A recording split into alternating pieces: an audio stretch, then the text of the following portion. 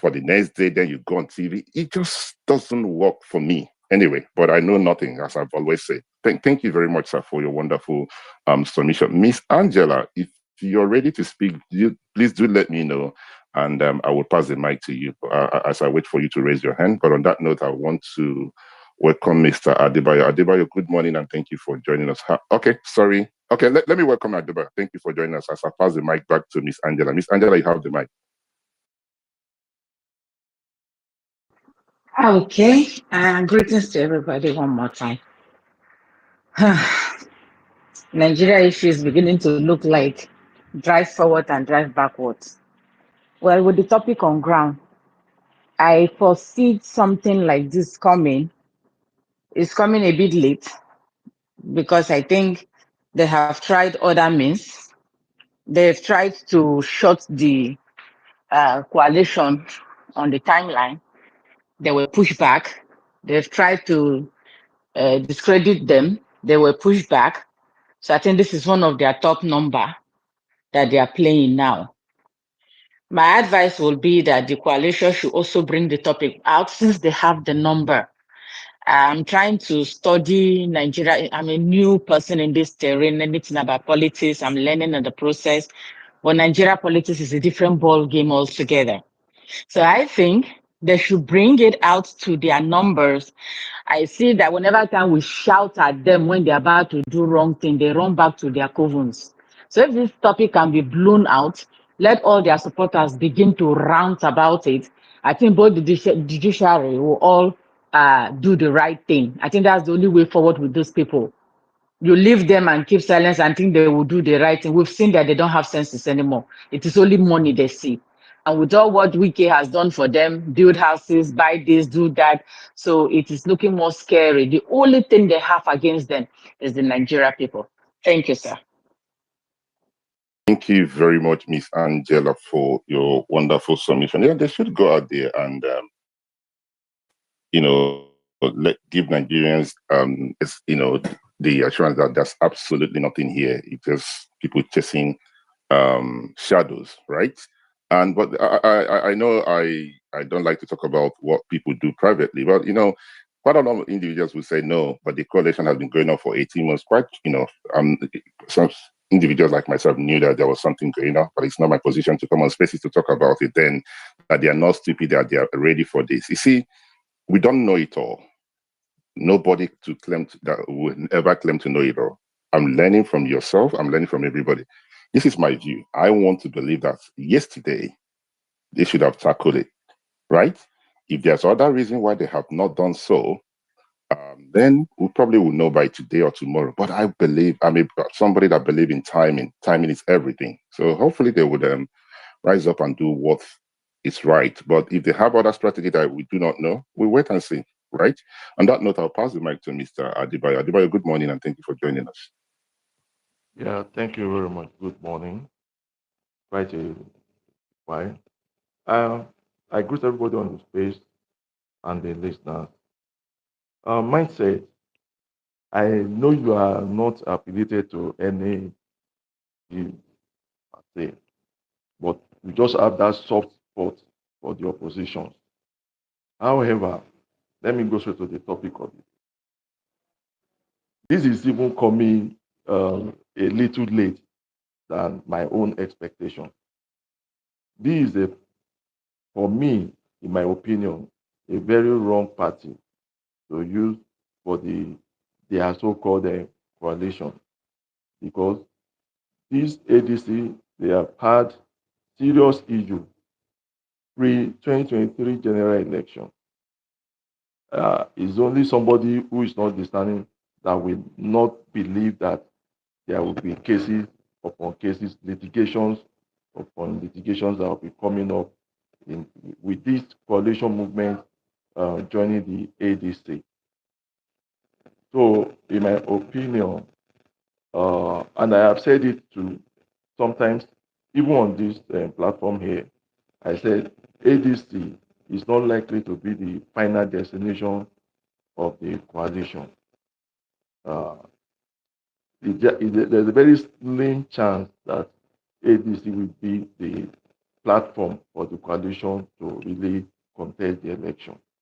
If at all the coalition will stand, but it is unlikely to be ADC. And for people complaining, the ruling party, you are attacking the ruling party for crying out. What do you expect the ruling party to do? They should fold their arms. That will not happen.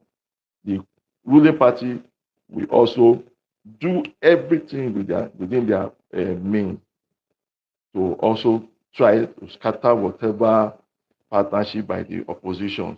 It's politics. Nobody should tell me or just rant and rant. Rant will not change anything.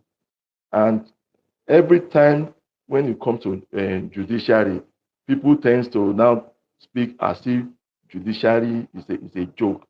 No. Sometimes you get it the way you want. That time you will say, oh, the judiciary is the last, whatever, they have done the right thing. Remember, even in River State, APC as a party, they failed to produce a candidate through the activities of the judiciary. Did anybody complain? APC, they lost their whole election they won in Zamfara through the judiciary. Did the opposition complain? No. So if you put your house in order, it is good for you. If you don't, please stop that nonsense of saying the judiciary is corrupt. The judiciary is doing their own bit. Put your house in order. Come with your clean hand to the judiciary and let's see what happens from there. I'll use the mic. Thank you. All right, thank you, Mr. Adebayo, for your submission. I'm not sure who you're making reference that they're saying nonsense. Hopefully, it's not any of the speakers or myself. I hope that's No, definitely okay. not. Definitely not. All right, thank you very much, sir. Thank you for your submission. I'm not going to gag you not to speak your mind, but as you know, on this platform, I'm very mindful of the choice of words that anybody will use, especially to my speakers. Right now, let me address the first thing you said. You said, I know you have a soft spot for the opposition. Absolutely, I should, because the opposition are not the ones in charge. The opposition are not the ones that took Naira from what have you to where it is right now. The opposition are not the one that promised Nigeria everything. So I'm not going to be that person that will be tackling the opposition. That would be the wrong thing to do. Don't get me wrong. I will speak about the opposition when I think they are doing something wrong, but they're not the ones in charge. They're not the ones. Bola Ahmed Tinubu is the one driving this vehicle. So you want me to leave it and start fighting with the passenger that paid the same amount of money that I paid, that paid 400 Naira to enter KK, right? Rather than, fighting, telling the driver that took the wrong turn, instead of going through Yaba, he decided to go through Ojeleba, what have you, right? Now, that would be the wrong thing to do. So when people say, yeah, your house was for, listen, I have criticized the PDP, and I will continue to do so if there is anything called the PDP. Anyway, we know that that's a dead party. Permit me to use that word dead, but it's over, in my own opinion. I have criticized Labour Party, and I will continue to do so if they are going to survive. I have criticized the Obedient Movement. I will continue to do so. I have criticized Peter Obi. I will continue to do. I have criticized Atiku Abubakar. I will continue to do so. That is what I will continue to do. But if you think for any reason that I would continue to fight them in fighting, not literally, but and leave the most important person who is the one who promised Nigeria heaven on earth, that would be wrong. Yes, I'm a freelance political analyst, but then again, it will be very wrong. So I have a soft spot for them. Yes, you probably will say that, but hey, they are not the ones in charge. Now, let me come back to the other thing that you said. You see, Mr. Adebayo, it would be very wrong. It would be very, very wrong of us to say that our judiciary is not where it's not corrupt, right?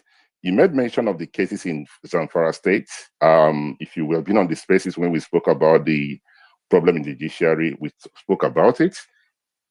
A judiciary that you know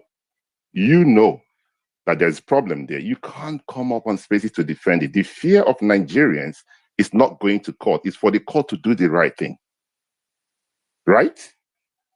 It's not that because it favored them this time, it doesn't favor them that time and everything. I don't want to subscribe to that. I would have loved to discuss more about the judiciary, but this particular topic is fine.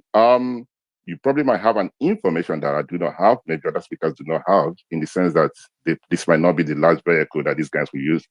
I don't know, but I just wanted to address those things that you said. I hope that's okay. Thank you very much. If you disagree with me, sir, please do raise your hand and then we'll continue the conversation. But let me quickly pass the mic to Mr. Nuhu. Good morning, Mr. Nuhu. How are you doing, sir?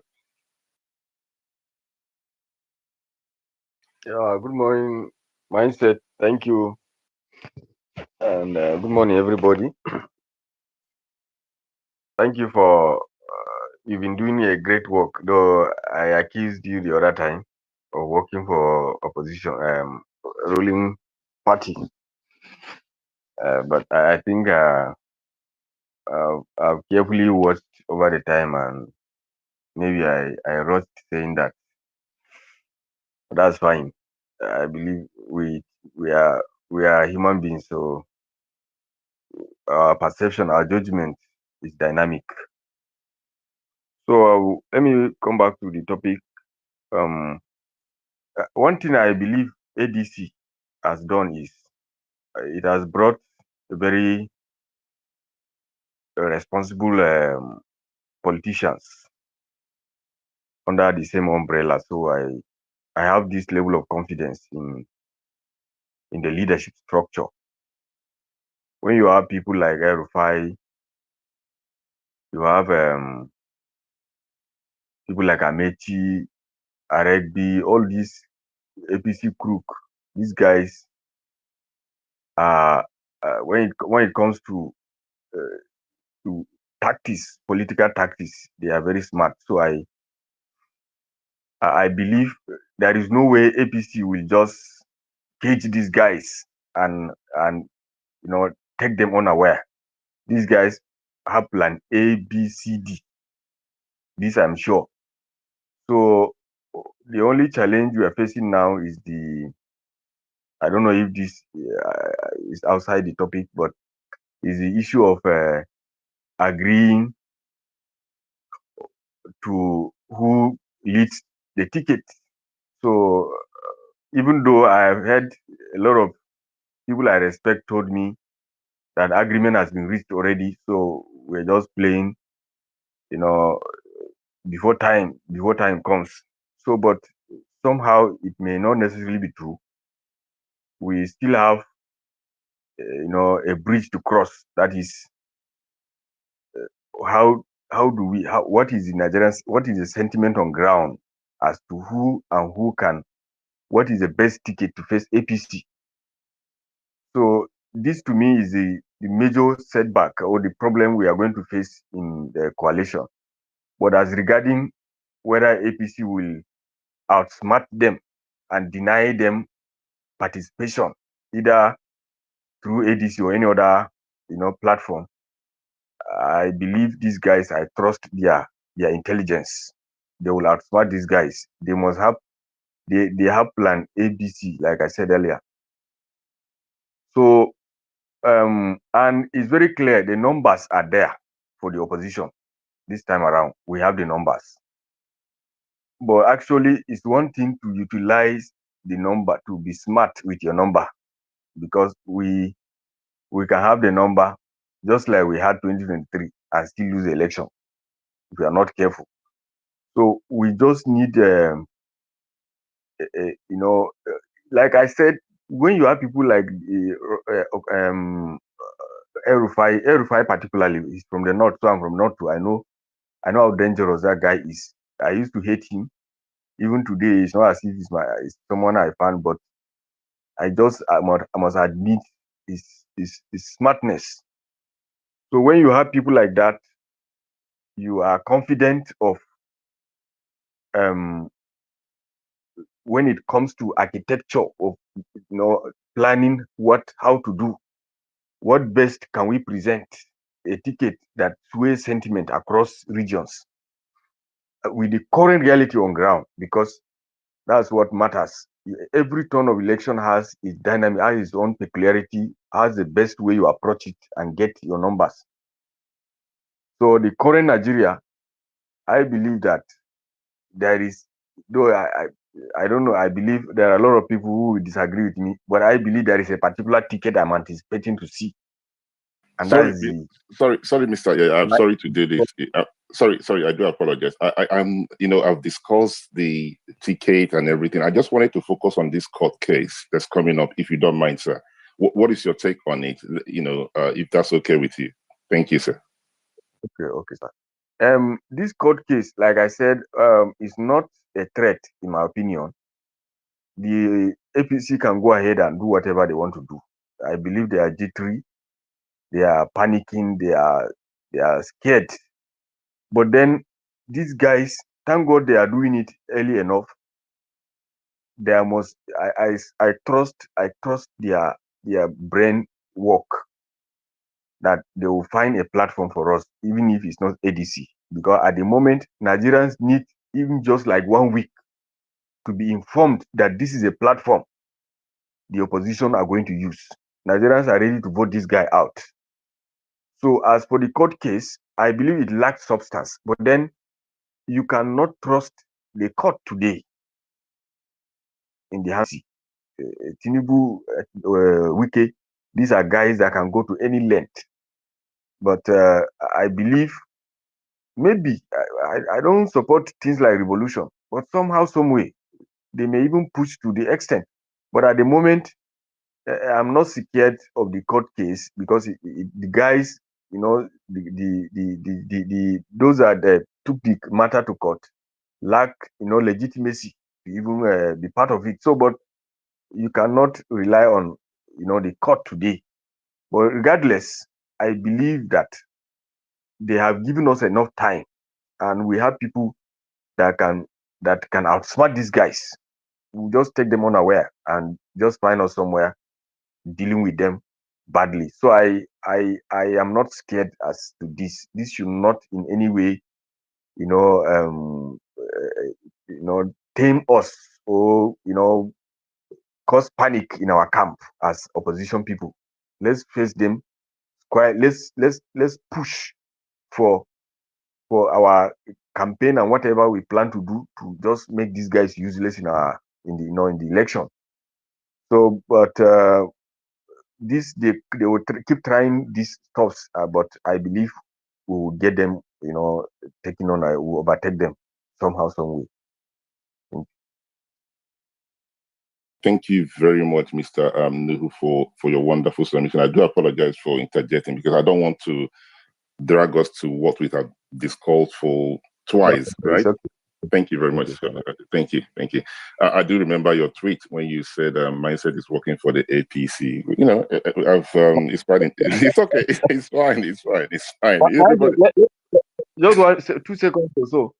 You see, there is a way people who made you, recently may feel there is this level of what you earlier used to really undermine the effort, the work being done by the opposition figures. They were doing something, but at that stage, you were completely underrating, making them useless, like Tinubu is an almighty something. That was what I felt then of you. So I felt, oh, is this guy completely making us useless? That what we are doing, the leaders top they are doing is useless, or what? So should we now sit down? What should we do? People are working somewhere to produce, a platform, but it appears this guy is just. What should we do? Should we just watch Tinubu kill us? That was what actually prompted me to, make that tweet. But I think possibly I may have, acted out of is it provocation or what? Sorry. Sorry, you don't have to be sorry. It is your own opinion, and as you did it on your own platform. That's fine. It's not a problem. What I did, and I will continue to do, is to call out the opposition and say you need to sit up.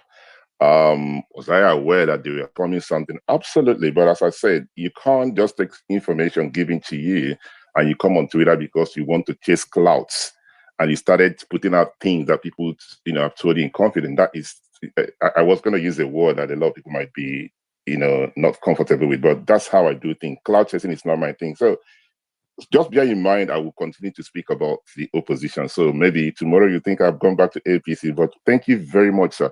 Now, I have a question for you. You did say that you trust the individuals in this political party who has formed this political party, and you mentioned some names that these guys are very smart. Let me, for the lack of a better word, these guys are very smart.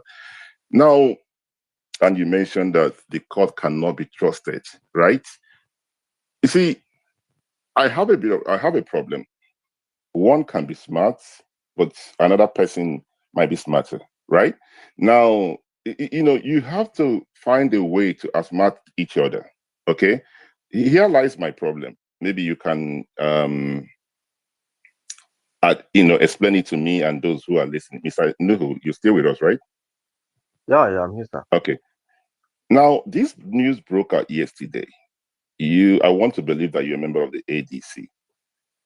And you know how Nigerians, how we consume news and how this thing affects our mindset and how we want to move on with it. Why haven't people like yourself, who I've not seen the tweet, because if you have, please do correct me, and I would want to have a look at it. Like yourself, put out something to say, this is DOA, right? Dead on arrival, right? There's nothing here. Just to let the young people who are so,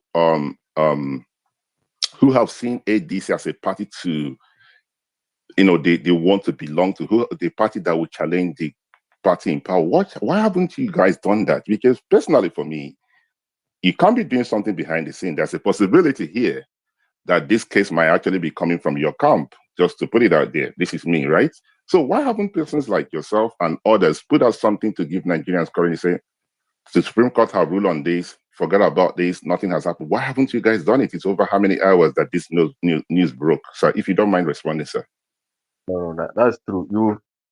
You're actually right. Honestly, I've not seen anybody like serious handle of ADC or something related to coalition repeated or spoke against to undermine that headline. But anyway, as for me, honestly, I just felt it was like something I don't care. Like it wasn't a threat. I believe that a great work must have been done.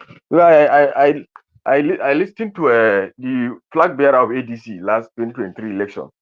He came out to say a lot of things that we all know were just not necessary. We're not completely out of line of what a party structure and constitution is. So we just felt even this one may just be something, because I believe a work of consultation was carried out. I saw an article meeting ADC. In fact, the ADC governorship candidate of Adamawa State was one that we met in his house, like before 2023 election. We told him how that it is necessary to collapse his structure to PDP. He insisted no. So when I saw him with Atiku, I believe that these guys actually, a work must have been done earlier before, declaring the party as the platform through which coalition want to go with. So I believe there are elements. Normally, people will come like that. They want to get blessing, anointing from Wike and Tinubu. So we just felt like, personally, I felt that was not a serious threat. Maybe some people just wanted money for Akara or something, and that's what I felt. That's what I felt. Okay, thank you very much. Before I pass the mic to the new speaker, now the reason, you mentioned that the former chairman of the party was on national TV. I'm not trying to say people should know what TV, but most of the things that we do now is on the social media.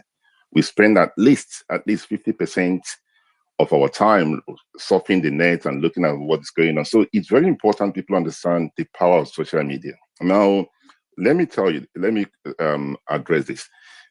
On Sunday, I hosted a space, and on that space, one individual came on the comment section and put out something to say that the ADC website is not the correct website. I actually thought the guy was trying to discourage those who want to register, and I said, don't do that on this platform. And I actually, spoke about it. And Emma, who was very kind enough to join the spaces, came on the speaker section.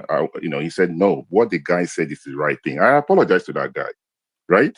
So you would now say this thing that yourself and those who are very close to the leadership of ADC or the media side of ADC, this is where I will continue to have problem. You see this one? If you want to say I have joined, I'm in Brazil with Tinubu, I don't mind. But you see, in terms of media and PR, I will continue to speak about it because that's the little I know.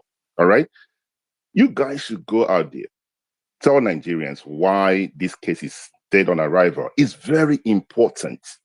It is that important. Don't put it underneath the carpet and say nothing will happen. These guys are very smart. They are very smart. You see, lies flies. When people begin to consume this lie, they say, you know what, that's not, let's allow Tinubu to complete. These guys are not ready. They are starting fighting themselves. So in terms of media, yeah, they're doing their best. They've just started before somebody said you're not being kind. They just started. I haven't got time. They just started. Before you started to float a political party, you must be ready for anything that would happen. And I believe wholeheartedly, in the last couple of hours, they have failed themselves. They should have tackled this. This is my humble opinion. But thank you very much, Mr. Nuhu. You can disagree with me. Oh. That's not a problem. Please don't feel bad to go in your comment section and disagree with me. I'm happy with it. The only thing I beg everyone is let's not use words that will not be acceptable on this platform. But thank you, sir. Do we have any more speakers? Do we any more speakers? Unfortunately, Mr. Prince dropped. You know, Mr. Prince is a very interesting character. He always finds it difficult to come on the platform. He spoke this morning, but he dropped again. So I did not drop him, right? So, Mr. Prince, if you can hear me, request for the mic and come back again. I would be glad to listen to your submission once again. Okay, Mr. Adebayo, do you raise your hand? Do you want to respond, sir? Yeah, I got a little response to what you said. I don't know which one should I even say for. Okay, let me start with this way. You said the judiciary cannot be trusted. And I have a question because I'm not comfortable with that. I have a question on that. On this politics and street, can you give me like one or two examples of any adjudication that have been done by the up to the Supreme Court level that you think, in your own opinion, will make you to say truly the judiciary is corrupt? That is one. Now, on the topic again, I don't mind whatever anybody is saying against the ruling party, even though I'm a supporter of the ruling party. But I want to emphasize that ADC have had issues even before 2023 election. And I wonder if anybody think all these litigations that ADC have had unresolved will remain for the ADC and for the coalition to now use the same problematic party to try. I just wonder, I find it difficult to find the correlation there.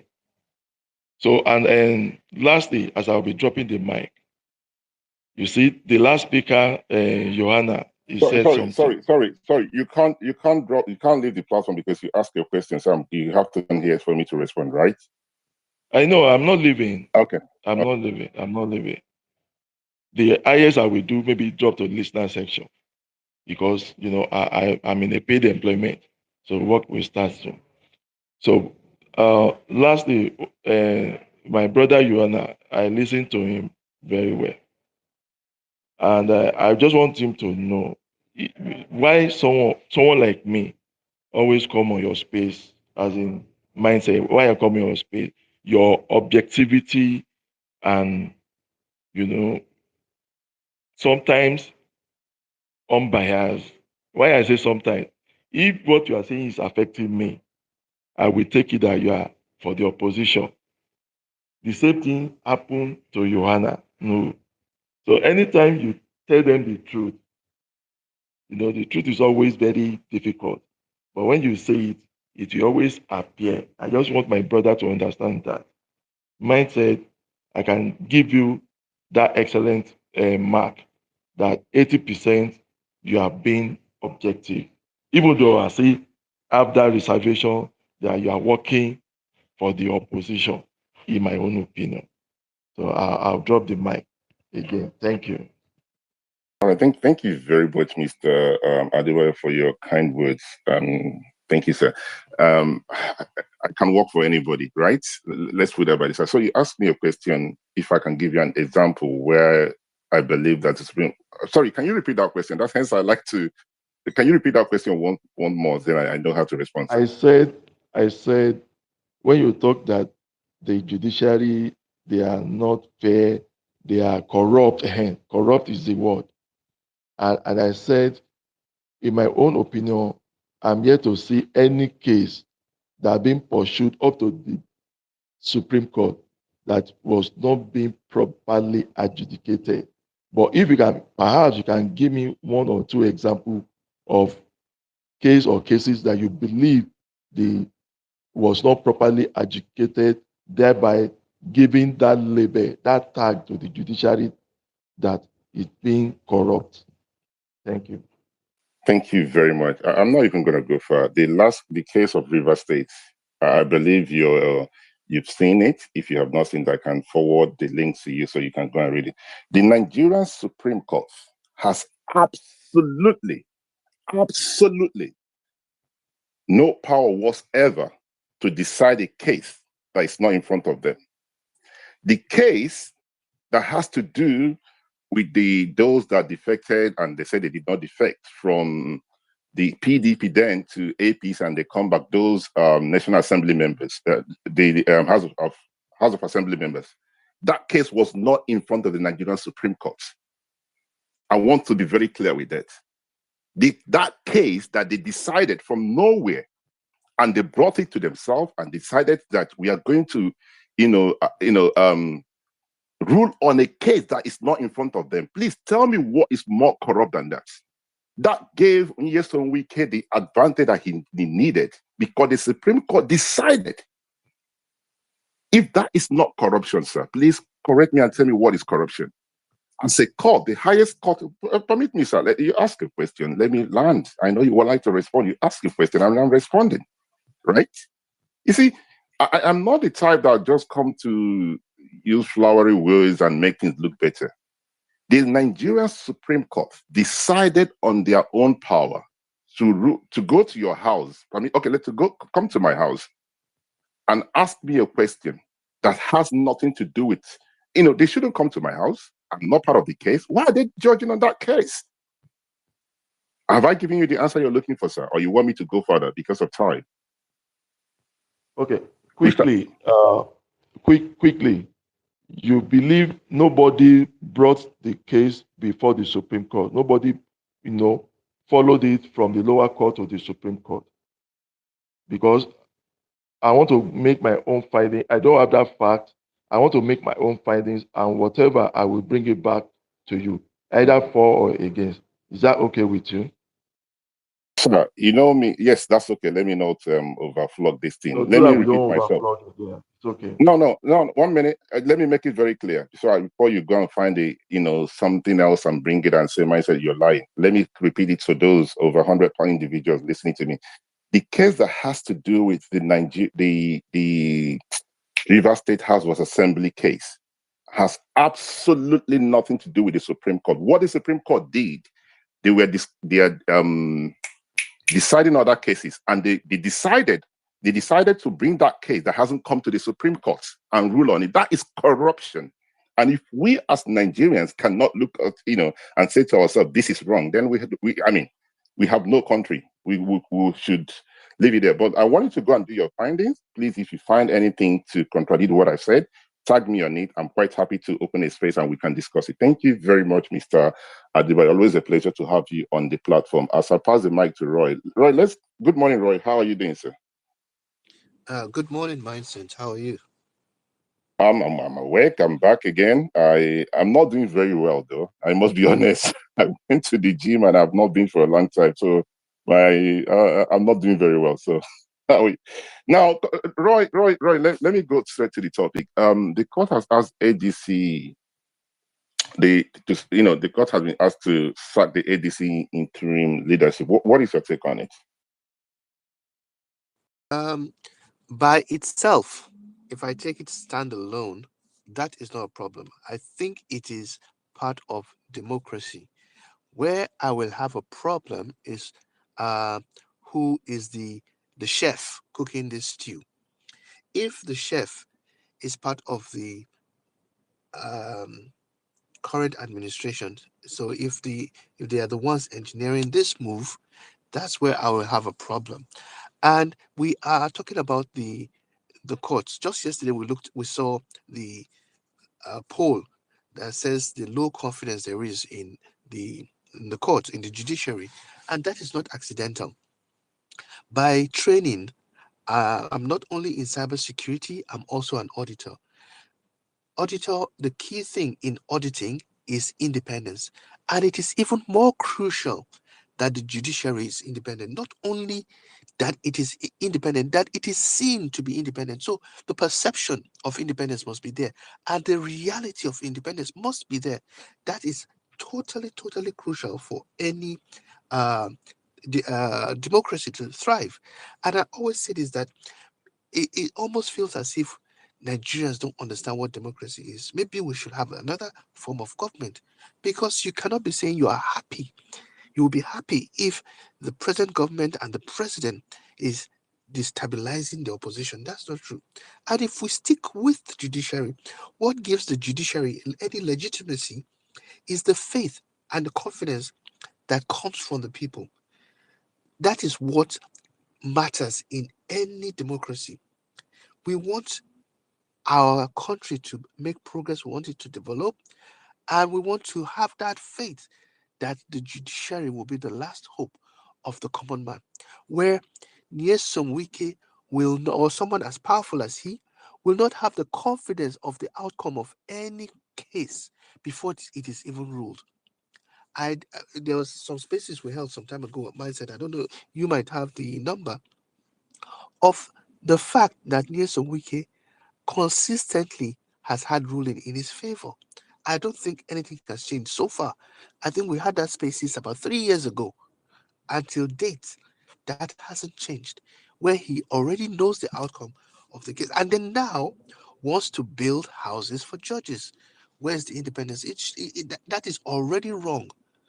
That if we don't have a man on the street who can challenge that and win and say, "Oh, I took the FCT minister to court and I won the case," then you don't have a judiciary. You don't have a democracy. If I can, being a Nigerian citizen, be in the UK and sue someone that I think is troubling the democracy in my country, and I don't have the confidence, if I don't see lawyers, if I don't see judges, the case will not be fair. As long as a majority of people don't see a case as being fair, then it is not fair. That is the reality. And you cannot say, oh, because one case went in your favor and 10 went the other way, that means the judiciary is being fair. No, it's like saying a Premier League referee is fair when obviously the people in the crowd, even supporters, know in their heart, oh, yeah, it came in my favor. Maybe next time to go in your favor. That's not how it is. I should be looking for excellence. I should be looking for fairness, not whether something goes in my favor or goes in someone else's favor. I yield for now. Thank you. Okay, thank you very much, Roy, for your wonderful submission.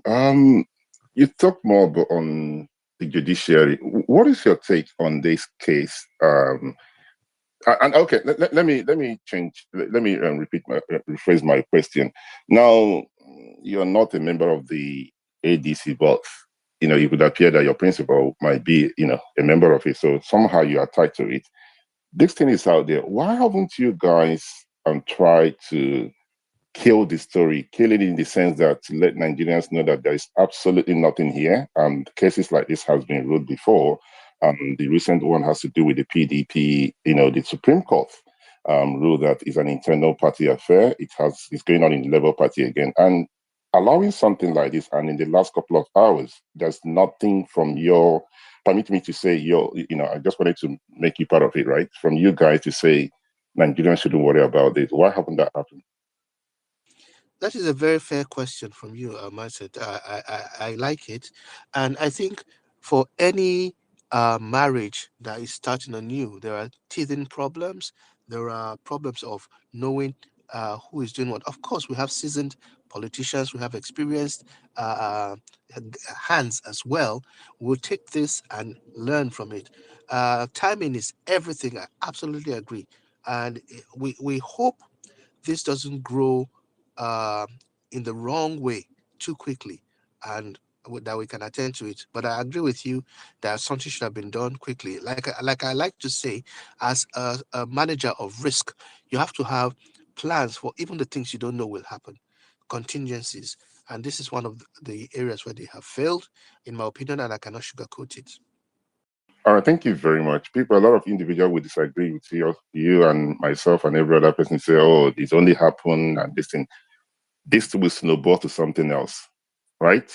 And there is a possibility that, it's politics. It might be the opposition doing it to them for themselves and everything. But, here, we are only here to interact and learn from one another. I would have loved to go. Mr. Adebayo really, really, got me to a place I would have loved to change the topic to judiciary. I would have loved to. I actually remember another case that would, um, it's very interesting one. It's very interesting one. And when I discuss that case, you probably might think, okay, you probably might come on the side that the Nigerian judiciary is actually corrupt. But let me wait for the time or the day that you would come up with the findings. Then we probably will hold a space on it. So on that note, we do not have more speakers. If any other person, Roy, Chives, Miss Angela, and Mr. Adebayo, and the rest of who would like to contribute, please do let us know. You can go on the comment section if you're requesting for the mic. Let us know. We will try and see if we can bring you up to be a speaker. I can see we have 6 individuals requesting. Chives, your mic is on. Please go ahead, sir. Oh, okay. Mindset. The problem we have is we redefine the meaning of things in Nigeria. For example, now the most of the supporters of Tinubu or APC members, their definition of patriotism, democracy, governance, it's very, very different. It's very, very different. It's they define things based on how they feel will favor the person they are supporting at that time. Okay, patriotism is whoever supports um, Tinubu or APC. Democracy is as long as you can hold elections, have the titles of governor, president, and that's democracy. Nothing else matters. So if you will keep seeing these things happening, and they keep saying that you expect the government to just fold their hands while that is what democracy really means. You don't hear outside the country, outside Nigeria, in countries that really practice democracy, that you will see the ruling party trying to cause problems inside the opposition parties. They don't meddle into those affairs. Yes, they allow you to make mistakes and they will use it, but them directly meddling into their affairs, it does not happen. Even if it's going to happen, it will be very, very hidden, not open like this. So that's where I have a problem with the ADC leadership, who have seasoned politicians, those who actually have experience with this, those who have seen these things play out, and they decided that it is maybe in their best knowledge. Because sometimes when people are actually going the wrong way, we see others see it and start talking about it. They will say it's their best knowledge, and we will still wait out a few months. And the things that they claim is their best knowledge, they will fail in handling it. That is actually how we got to this place in Nigeria right now, where things are not working. Those who claim they have seen, they have experience, they keep seeing things coming. The people who do not know anything, like me and you, would give them insights with the little that we know. They will say, okay, they have their own plans, and at the end of the day, they will fail. I actually hope, and I actually hope that today that they will be able to put out something, because this thing, like I said, these people, these 3 individuals I don't know their capacity. I don't know how rich they are, but they cannot fund most of these cases, and they cannot. They will not be able to organize the media fanfare that's going to happen around this thing very soon. Just like Lamidi Papa, he was not the one paying for the. We know channels arise; they will not just come for just anybody. Someone will have to pay them. They will pay for these guys to take. You don't want to fund the issue. You want to fund the issue. They will fund it very well. This is a party that was existing. You came into the coalition and you adopted this party because okay, you wanted where would have minimal interference from Tinubu, and yet you do not have this. The moment I would have said they were prepared enough, if the moment this issue dropped, there was something like the way what I'm expecting is whatever Tinubu brings up with the kind of people that are in that coalition, no matter what Tinubu brings, there should be an immediate response because 18 months, when they said it 18 months, that means a lot of contingency should have been put down. Okay, this is the plan for this is the plan for this is the plan. Whatever they bring will challenge you. Because the truth is, yes, they are seasoned politicians and they are experienced, but this thing, Tinubu is going to make sure that Tinubu is going to make sure that and this is not going to give confidence to the people. We already have the issue of internal tussle of okay, we are against monetized primaries. It will not favor this candidate or the other. We are against the idea of jettisoning zoning because it actually matters this period. We have all those issues already. We should not let the this one is internal. We should not let that external interference to actually hold. Because this coalition, the truth is, if it does not work, whether obedience are fighting Atiku people or whatever, if it does not work, there is no chance of removing Tinubu. So I just hope they'll do something towards this at least before afternoon today because I'm sure this challenge is going to bring these people to their challenge and arise. We'll start bringing them to their stations. So it is just what it is. Thank you.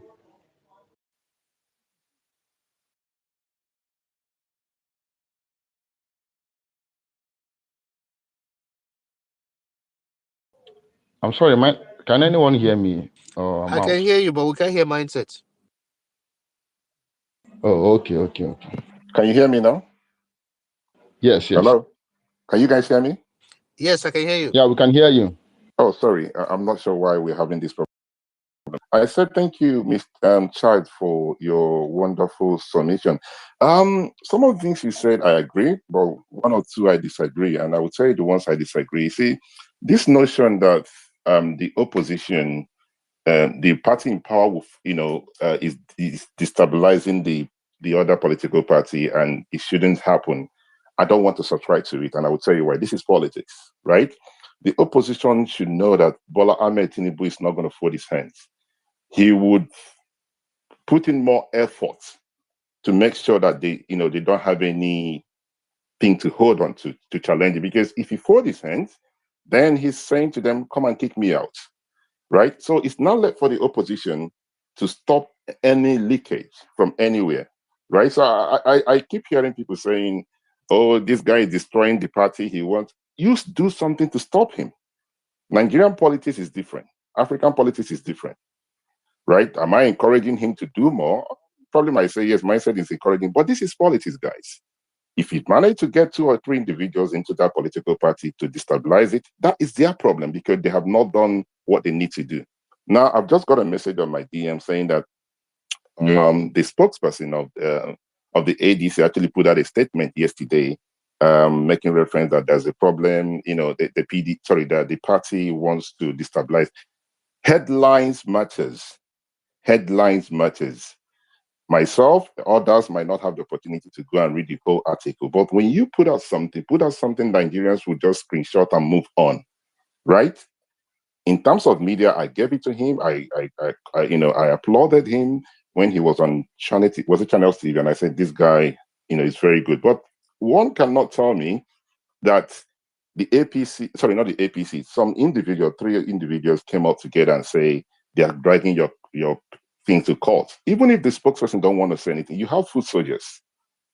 You have a lot of people who are part of this ADC. You have a lot of people who are part of this coalition that should use their handle to kill this story and say, the thing I want to see, I would have loved to see is dead on arrival. The Supreme Court have ruled on PDP and LP, dead on arrival. You know, just keep something like that. Keep it in the minds of people, right?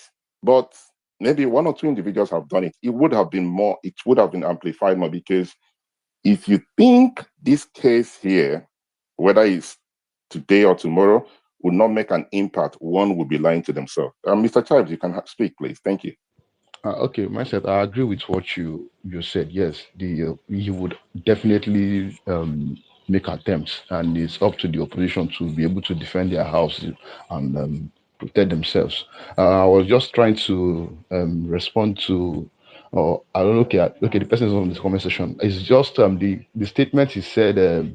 The spokesman, the publicity secretary, released. I don't think it has anything to do with this this particular interim leadership stuff that we're talking about right now. I think it's about the inroads that they said the thing they said APC is doing in the north, something like that, about trying to destabilize the coalition. It is not, that's another different one from this entirely, I think, because that one was released even before this article came out. Thank you.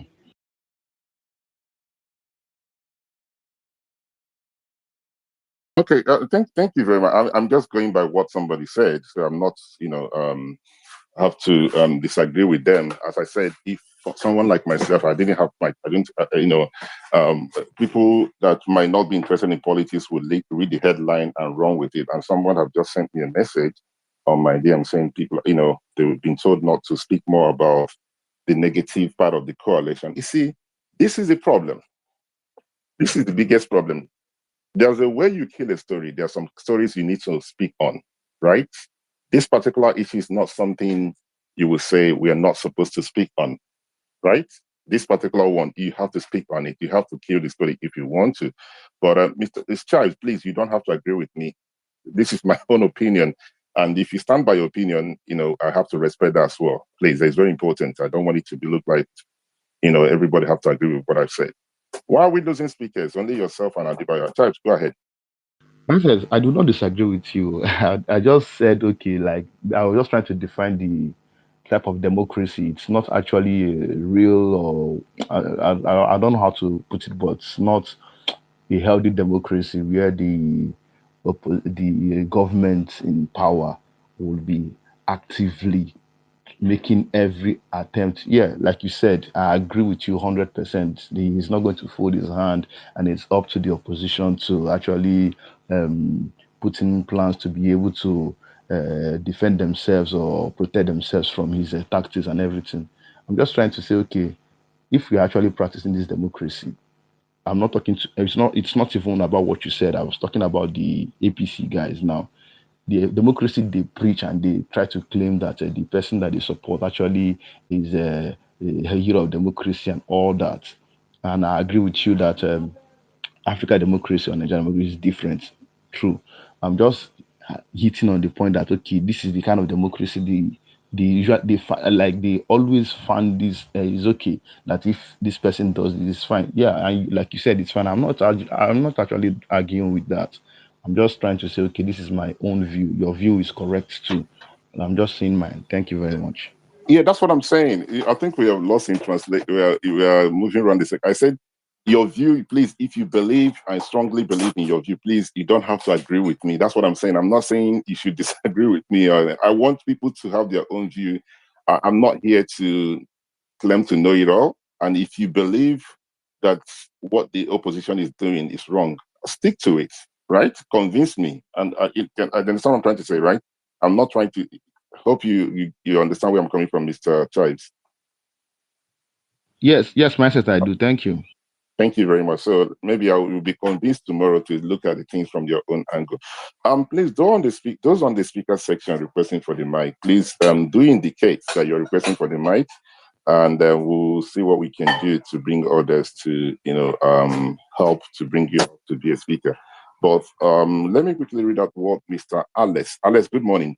Alex said the coalition partners has done a true due diligence on the status of the ADC, including the I'm going to bite my tongue, including the relevant organs, NWC and NEC, with the capacity to make decisions for the party in accordance with its existing constitution. So this case is not secret. Okay, that means these are the kind of Alex, please, I would like to have you on the speaker section so you can educate others. These are the kind of things that needs to be put out there, right? These are the kind of thing I hope we will see, as I hope to have others coming up. I'm pleased to say we have God's Eyes. I believe that's your name. Good morning, sir.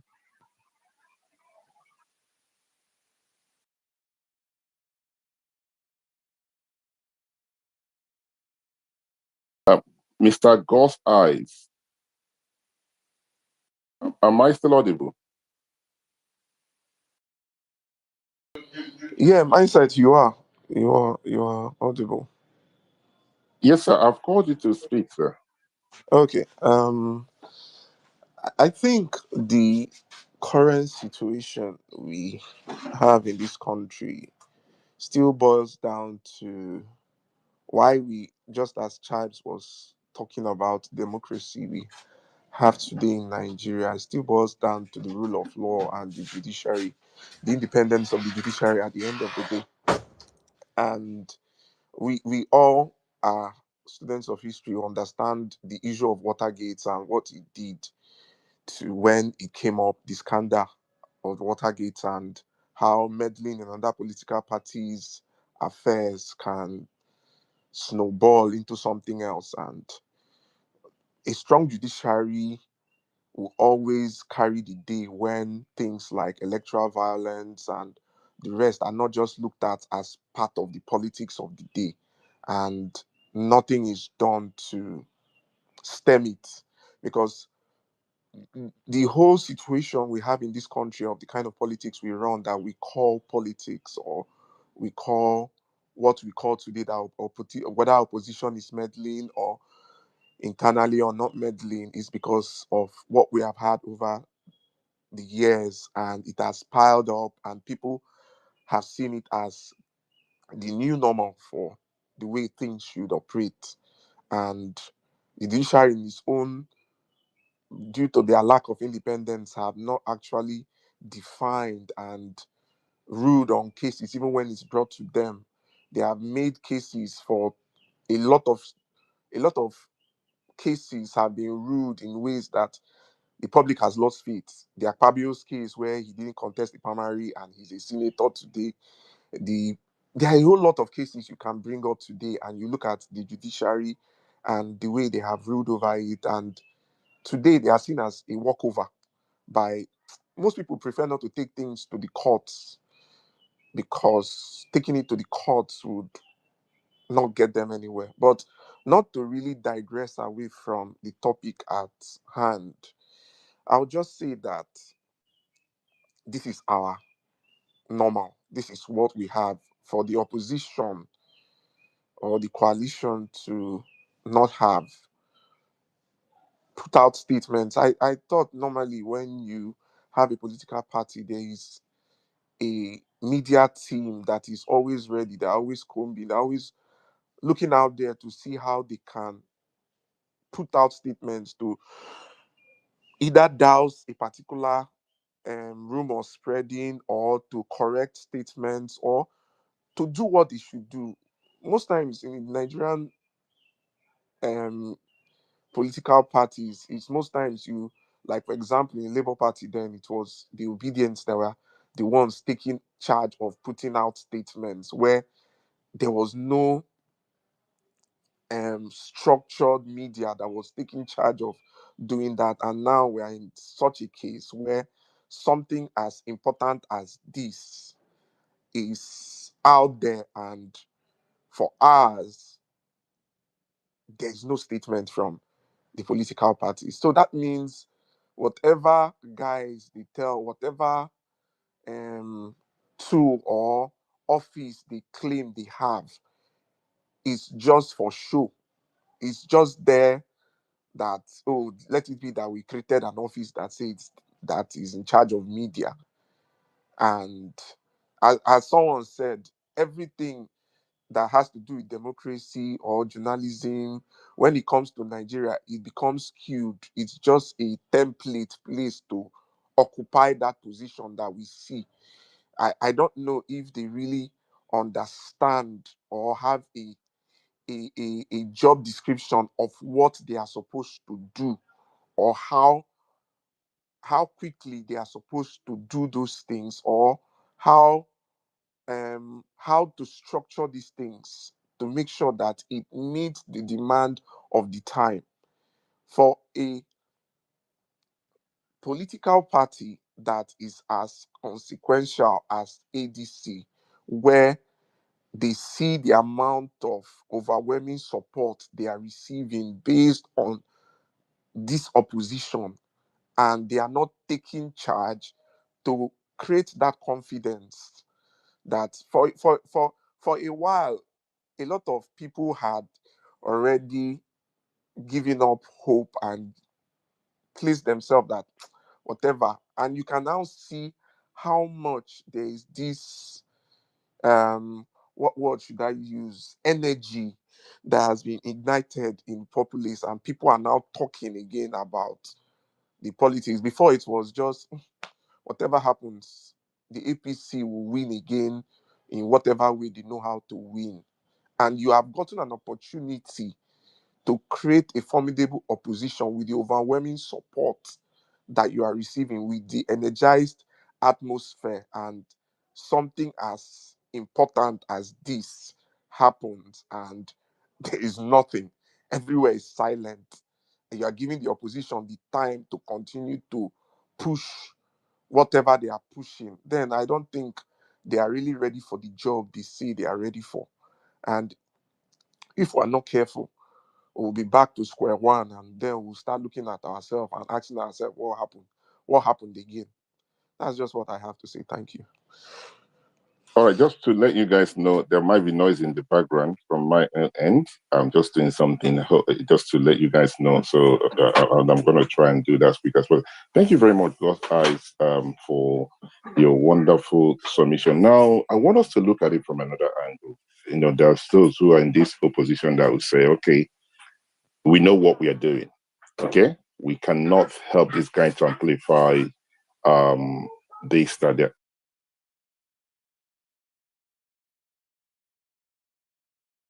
Sorry, guys. I muted myself because the noise was too much. You know, I always complain about people making noise, and I don't want to be the one making that same mistake. But you know that they know what they're doing, that they're not stupid, that they have professionals handling this thing, so they shouldn't be.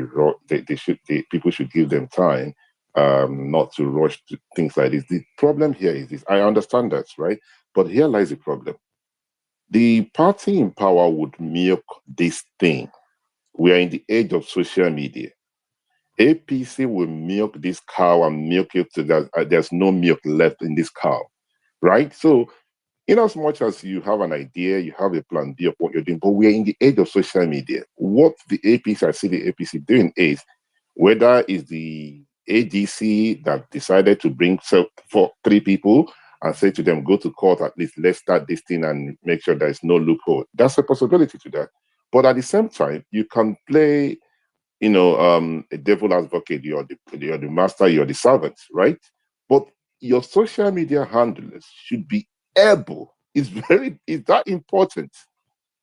It's very important. Whether you have professionals, but we are in the age of social media, because a lot of people are saying they know what they're doing. Do you think these guys spend 18 months without knowing what they're doing? Like myself and all my speakers here, perhaps we don't know what we're doing, but we are just saying our view, right? We're just saying things, and hopefully, we will learn from them. So we don't claim that we know it all. All right. But thank you very much, sir. As always, we need somebody to be a co-host.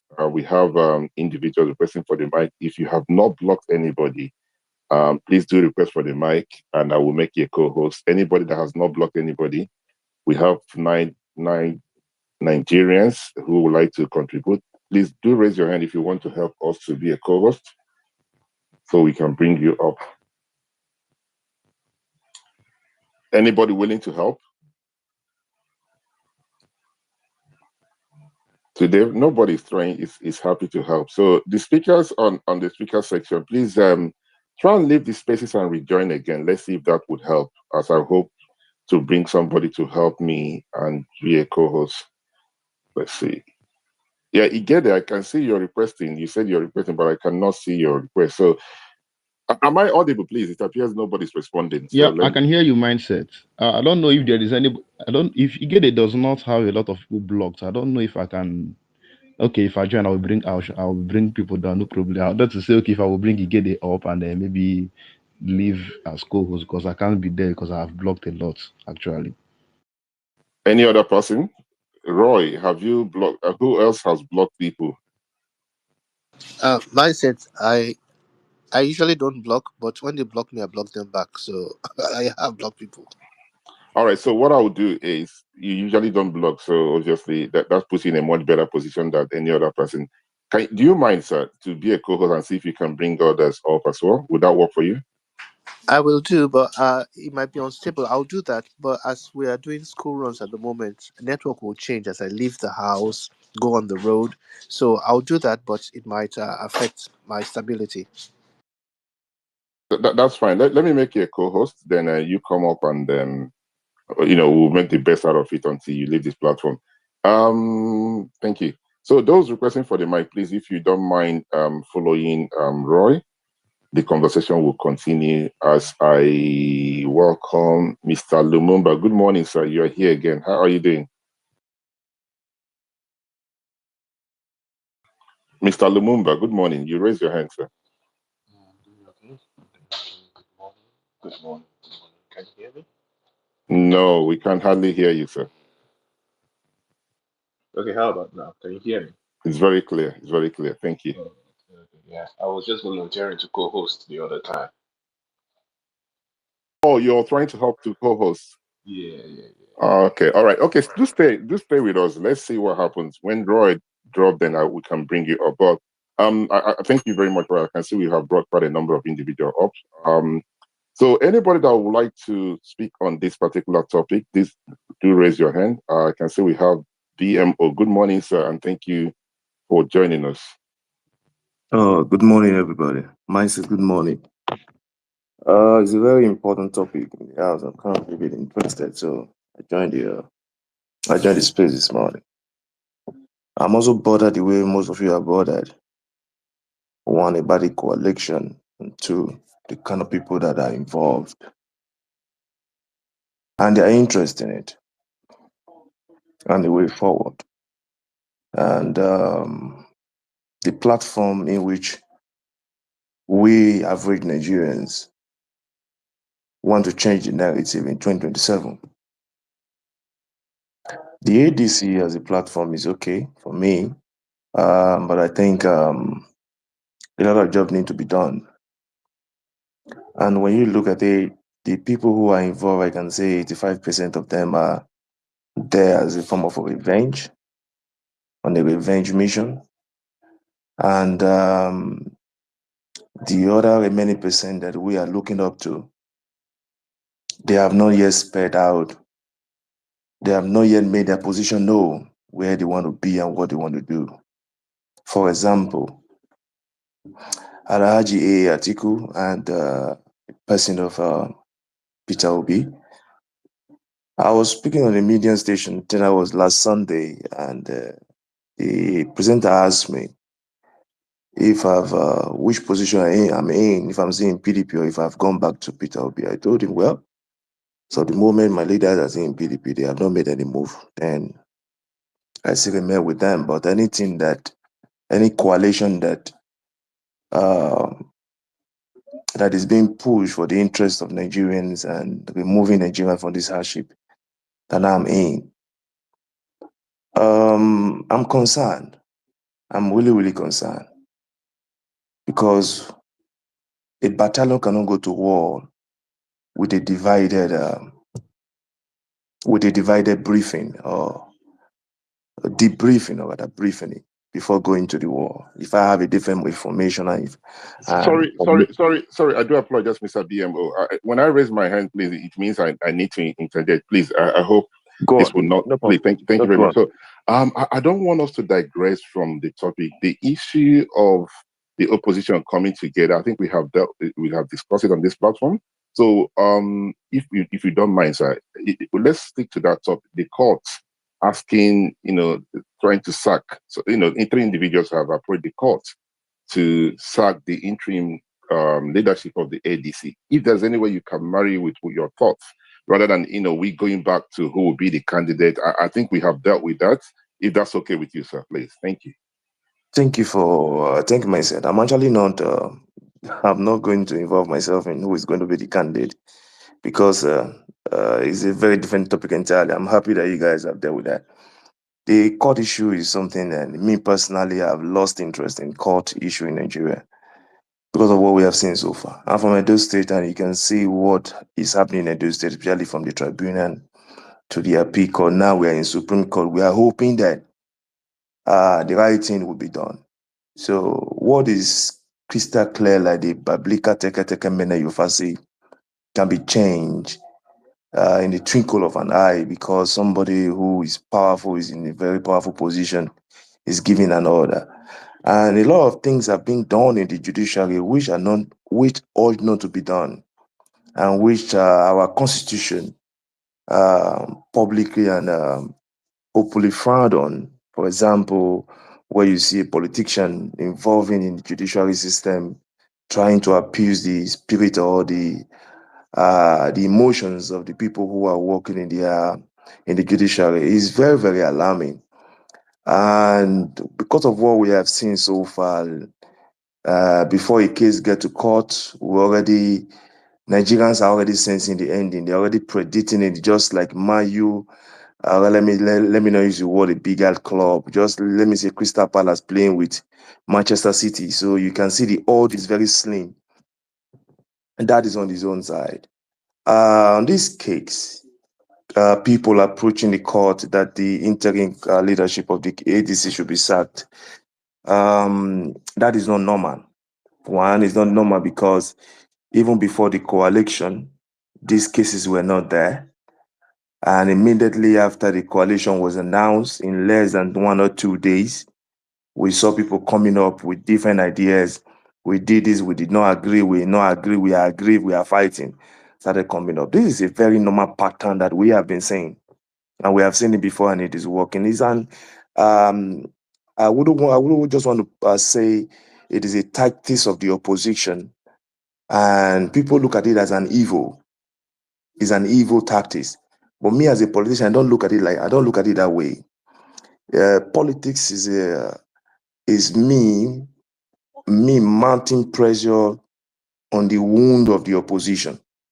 That is what politics entails. If I see where you have a wound, I want to mount pressure on it so that it's either you break down or you fall out along the line. That's what politicians say. You can see all over the world, especially the American, which we are also looking up to. You can see what happened during Donald Trump era and Kamala Harris and the rest of it. Even in England too. I wouldn't call what the APC is doing evil. When you study Nigerian politics very well, it's becoming harder and difficult every day. And if you are not presenting yourself to become a harder person or a difficult person, like a hard nut to crack, you will not be able to keep up the pace. So for ADC, for some members to be going to the court saying the interim leadership to be sacked, it is not just a natural thing. It's somebody and some persons and some individuals must have been the sponsors of this, and because they are afraid, the opposition, the incumbent government, the APC government, they are afraid. That is certain. That has already been established. Whether you like it or not, whether people agree with me or not, they are already afraid. The president is not a talking type and is not a median type coming to the median to talk like the minister of the FCT and all that.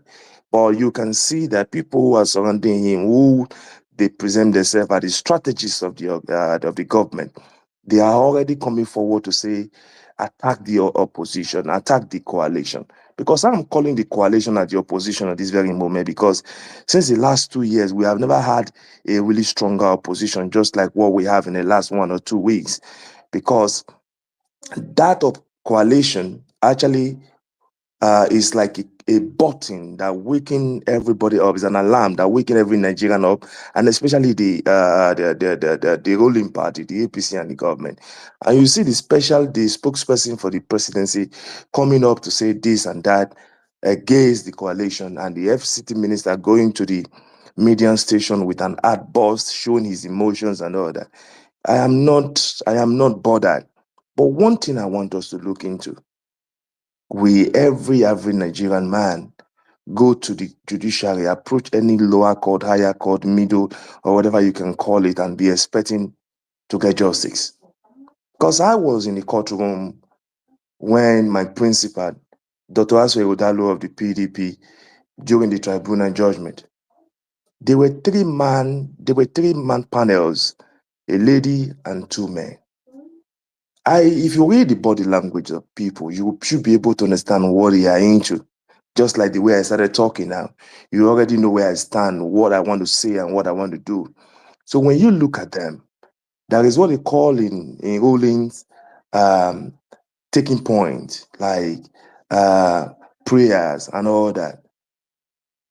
PDP presented to about 11 to 15 prayers, and APC counter some. APC did not counter some. INEC did not even counter anyone at all. So why the judges were delivering judgment, and they have already said, okay, these can fly, these cannot fly. When you do the counting, PDP were already having 9 out of 15 prayers, while APC already have 4. So in your calculation is that the highest bidder takes it all at the end of the day. Let me use that word, although it's not. So along the line, the judges already accepted, they already acknowledged that fact that there was malpractice, that was winging during the election. There was a change of result at the polling unit, and the process was flawed. And at the end of the day, in less than 10, 15 minutes, the last guy, I don't want to mention his name because of some reasons, the last judge just twisted everything. He twisted everything. He twisted everything. Like people were pissed inside the courtroom. He saw the truth. You admitted there was a winging. You admitted there was overvoting. You admitted there was the process of counting wasn't followed according to what the constitution order the INEC laid down rules. So when you see things like this, you begin to, you as a person, you as a businessman, like me, I'm a businessman. Oh, go on, mindset. No, I was trying for you to be very mindful of time, because there's others who would like to contribute, please. Let me anchor, please. So when you look at things like this, you begin to wonder, if such case go to court, where is going to end? Where is going to end? I'm also afraid that the ADC people are not saying anything, because you're also not going to blame them. They are just like 2 weeks. They are only enjoying the 2 weeks fame, and maybe they are finding time or things to put their house in order to do what is necessary. But this is my opinion for now. But like I said, the coalition is a nice thing that have happened to Nigerians, because every Nigerian there is now standing under that umbrella as the opposition to APC government. Thank you. Thank you very much, Mr. BMO, Mayor BMO. Thank you for your wonderful submission. It was quite interesting listening to you. I've always liked to listen to those who attend court cases and court proceedings. It helps for us to know exactly what is going on in Nigerian judiciary. So I like I like quite a number of things you said, but there are some of them that I want to react to. You said they are enjoying their fame. There are 15 minutes of fame. I can't remember if it's 15 minutes you said, but let me use the word fame, which is, at the beginning, in the last 3 days or 4 days, it was bubbling everywhere and there. Do you think that the ADC should have, in the last couple of hours, try to kill this story? Do you think they should have done it, or do you think that we should give them time and see what they come up with, and they shouldn't amplify this. Mayor, that question is for you, sir. Thank you, Mr. Mindset. Like I said, when a child is newly born, he learns by step and steps. Where ADC find themselves right now, and it's like they just find themselves in the bubble in the middle of the water. They are still trying to get themselves into safety before they start thinking, oh, I'm here and all that. On a very normal ground, like I said, the people who are involved in the coalition, they call themselves strategists, and most of them are on a vendetta mission. They should have been able to put this medium part in place to say, okay, if things like this come out, this will have been done. But I'm very sure that the problem they're having right now is that they didn't make plans for that. They didn't make plans for that, and there is no right person who is versatile enough. Let me know if it was versatile enough, or maybe the person have not been given the go-ahead to do it. Because there are a lot of people there, especially the people who are involved, maybe not their spokesperson, maybe not their surrogate and all that. For example, like somebody like Egofa is there. I know he doesn't have a position in the coalition at the moment. He can't be talking. And Peter Obi is still he has not spread his position out. Article is in, and former Attorney General of the Federation. All those people are there. These people are supposed to be talking, but I think they are still finding time to re-strategize, to place themselves in position to say who's going to be the spokesperson, who's going to be this, who's going to be that. That is what I feel. But at the moment, we as the younger generation, as the Gen Z that they call us, I think if me and you mindset now, we want to put up something, we want to say, okay, let's do something together. The first thing we should be able to look into, who is going to handle the media part? Because that is where the narrative is being shaped. So I think this part is missing. If they want to succeed, let that be the first part they put on the table. Whether it is for them necessary or not necessary, let that be the first part. Because every narrative that is being placed on social media or media station and is not killed or it is not countered immediately, it can fly. And once it fly, it's going to take a longer time for it to be shut down. For example, now, like what the FCT minister said in a church, that or rather in a TV station, that his father was a managing director, blah, blah, blah, and all that. Somebody came out and said, no, your father wasn't like this, your father wasn't like that. I don't want to mention what the person said. I believe you also saw the news too, who the father was and all that, what happened to the father and all that. But these are what the ADC need at the moment. But they lack that particular part at this very moment because they refuse to look at that direction. The better, earlier they retrace themselves back, look at the medium part, look at the people who are capable enough to handle that part, because not just children, not just people that will come here on social media and be spelling bigot and saying this and that, insulting people. That won't work. They need people who are very, very strategic. For example, if they can go and coerce somebody, this guy was there. This former Nollywood, who is now a barrister, Kenneth Okokwo. If they can bring people like that into the fold, these are the people that can go to media station and shoot any missile down. These are the people that can go to media station and challenge anybody. They don't need to go and read books or gather information anywhere. You understand? So these are the people the ADC need to approach to do that. All right. Thank you very much. I mean, they can bring in anybody they wish they want to bring that would help them. And I do agree with some of the things that you said. Now, I believe that they have a spokesperson. I believe they have somebody who will speak. My thing here is timing. And I can tell you, I've seen a lot of private message to say that they are planning these things, they are going to put out a statement and everything. It doesn't have to come from the spokesperson, right? The little I know about PR in politics, there has to be what I would call a pressure group. When you form a political party, you have your spokesperson and everything. You have a pressure group that have, it doesn't have to be part of the spokespersons and those individuals would now put the word out. The moment this thing is coming out, the next thing you see is that pressure group saying, this is nonsense. It doesn't make sense. That's what I was expecting to see. Those pressure group will be made up of quite a number of individuals who are on social media. And then you have somebody who would direct them on how to go about it. They might have something like that, but I have not seen them use it as a standard. There has to be a pressure group that will tackle this. So those who are saying that we should wait for the spokesperson to go on channel TV, this thing has been, this news is out there for over 4, 5, 6, 7, 8 hours, right? The pressure group should be the individuals who will say, dead on arrival. Don't worry about this and keep amplifying it. Social media is powerful, guys.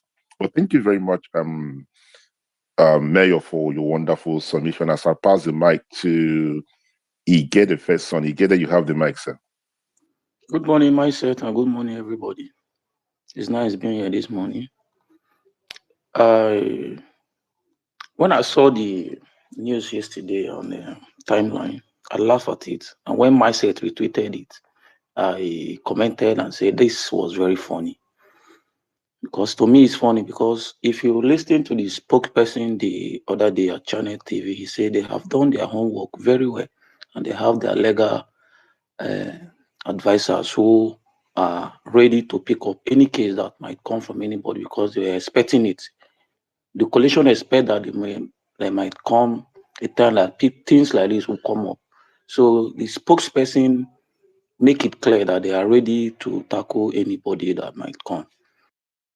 So why am I saying this? Because if they are not ready, he would not have come out to speak because he said they have been working on this coalition for the past 18 months.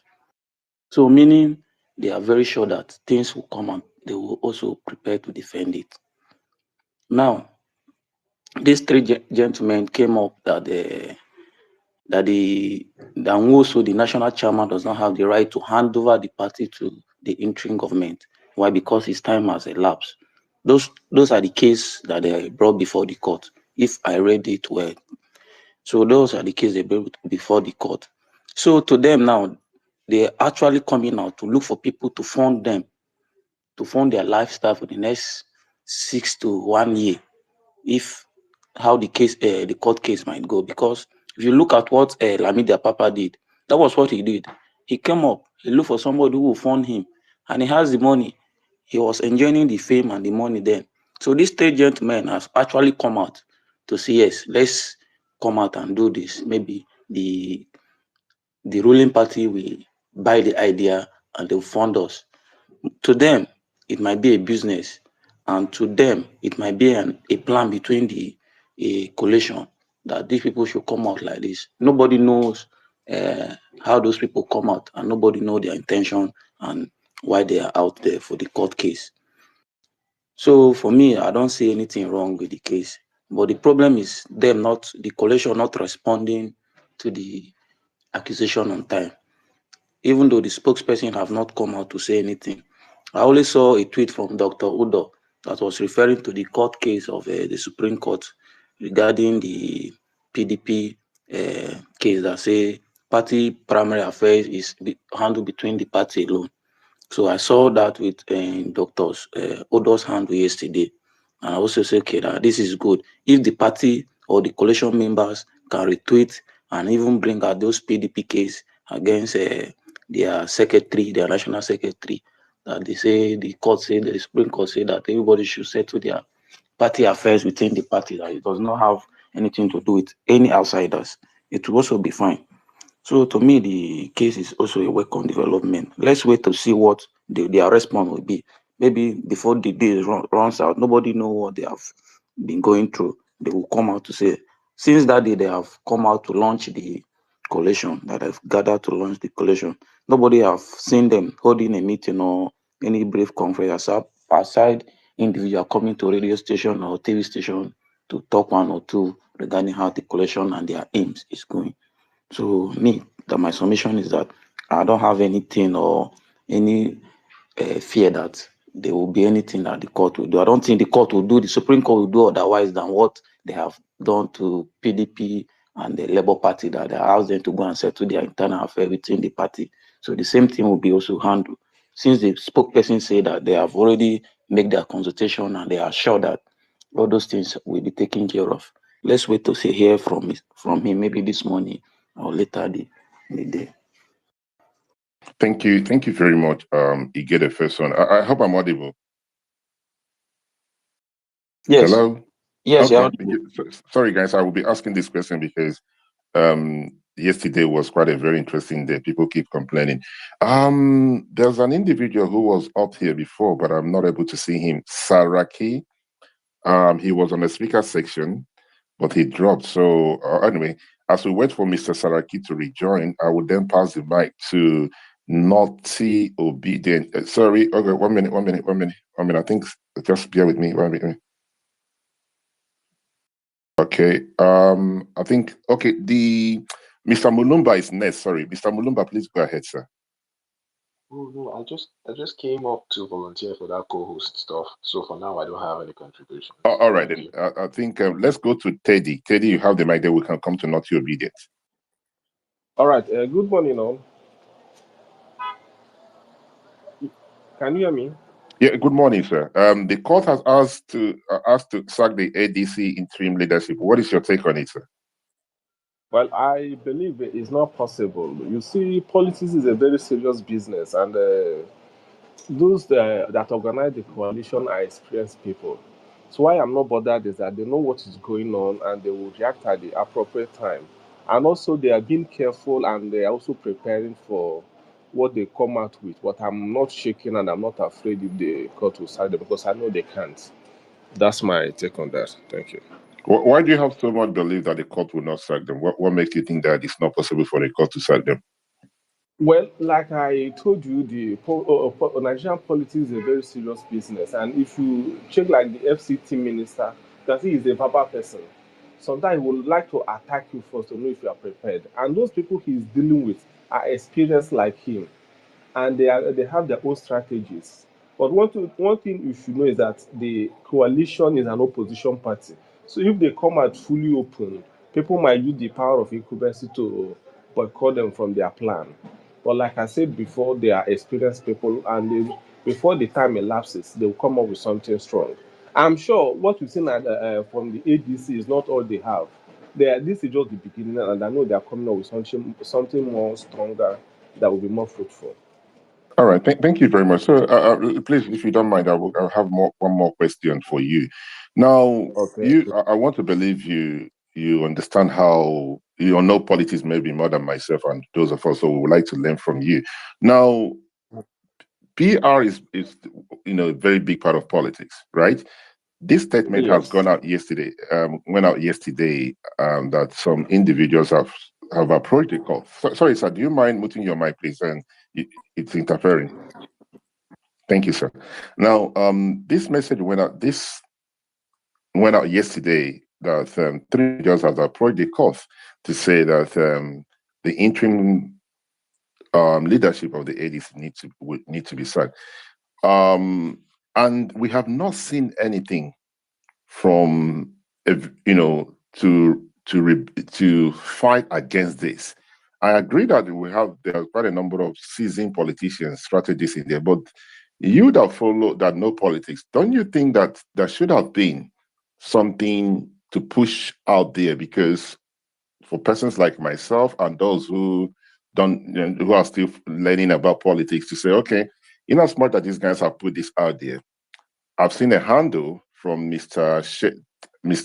Asokwa, I believe I got your name right, to say we shouldn't worry about it. Don't you think there should have been something out there, between that time and now?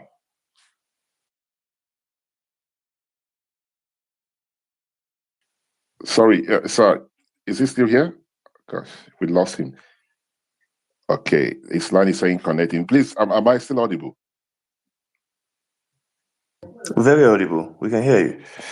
Okay, the individual is no longer here. I'm not sure why we have that problem. So let's do this. Okay, he's back, Mr. Teddy. I believe I got your name right. Can you hear me, sir?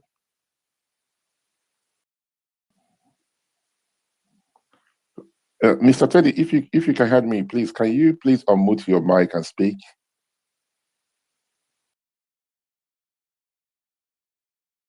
Okay, he's no longer on the platform. So let's hope that he will rejoin.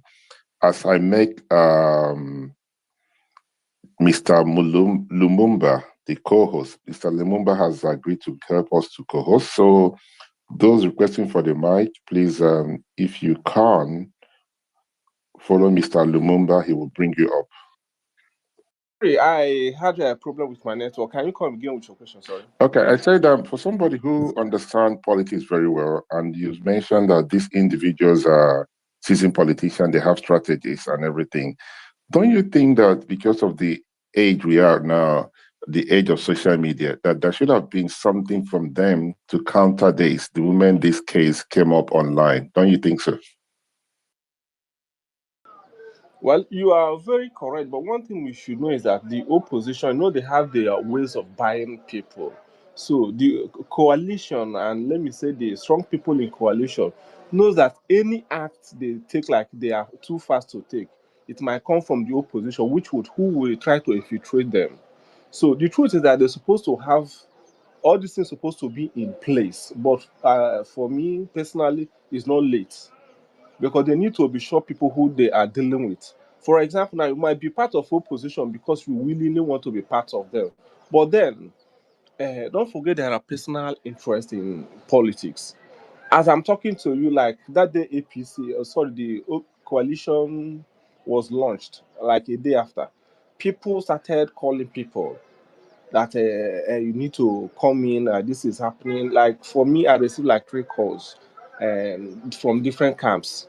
So even them at the old coalition, the main people at the coalition, they don't trust themselves. So releasing media, addressing the media is something they need to be sure before they release any statements. I don't know if you understand what I'm trying to tell you. Yes, I do. I heard what you said, but this has nothing. Permit me, sir. I'm not saying what you're saying is not. I shouldn't listen to it. But what I'm trying to say is, this is a case that's been to court. It's in court already. So, what Yes. will it take for somebody to say these cases like this has been decided before by the Supreme Court, and you make reference to the case of the PDP, secretary issue, and then the Supreme Court ruled that they should go back home and sort it out themselves. It has absolutely nothing to do with the PDP, so the Supreme Court cannot get involved. And same with the Labour Party. So I was thinking, maybe I don't know, maybe you can educate me. Even if it's not from them, as you say, there's a lot of interest. I want to believe that there should be something I will call pressure group, that they will say, okay, guys, what we need to do right now, let this thing is not coming out from the secretary or the spokesperson. We are going to tackle this thing head on. Everybody go out there and say this thing. Don't you think that is needed? Well, like I said before, this is something that should be done, but for now, it's not late. Let's give them like today, tomorrow to see what they can come up with. But it's not late yet. But I want to advise you, like they are not yet late, and I'm sure they will not lose out. All right, thank you very much, sir. At least let's agree that they are not late. So on that note, I'll pass the mic to Mr. Saraki. Saraki, good morning, and thank you for joining us.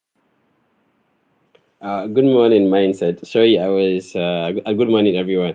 I was here, the call came in and I had to drop and I returned. Thank you for bringing me up back again. Good morning, everyone. Before I even see what I want to say, I will have to give Mindset this credit of, picking the right topics at the right time. Mindset, you have been talking about the issue of timing, which is something I normally respect and value enough, because we may be discussing a lot of important things, but probably not at the right time. And you bringing this topic, it happened yesterday, and quickly it is here for us to discuss, is something we have to applaud and give you a credit. Well, I'm from Kano, my name is Saraki, and I'm a PDP person. I don't normally hide it, but then I know my party is in trouble too.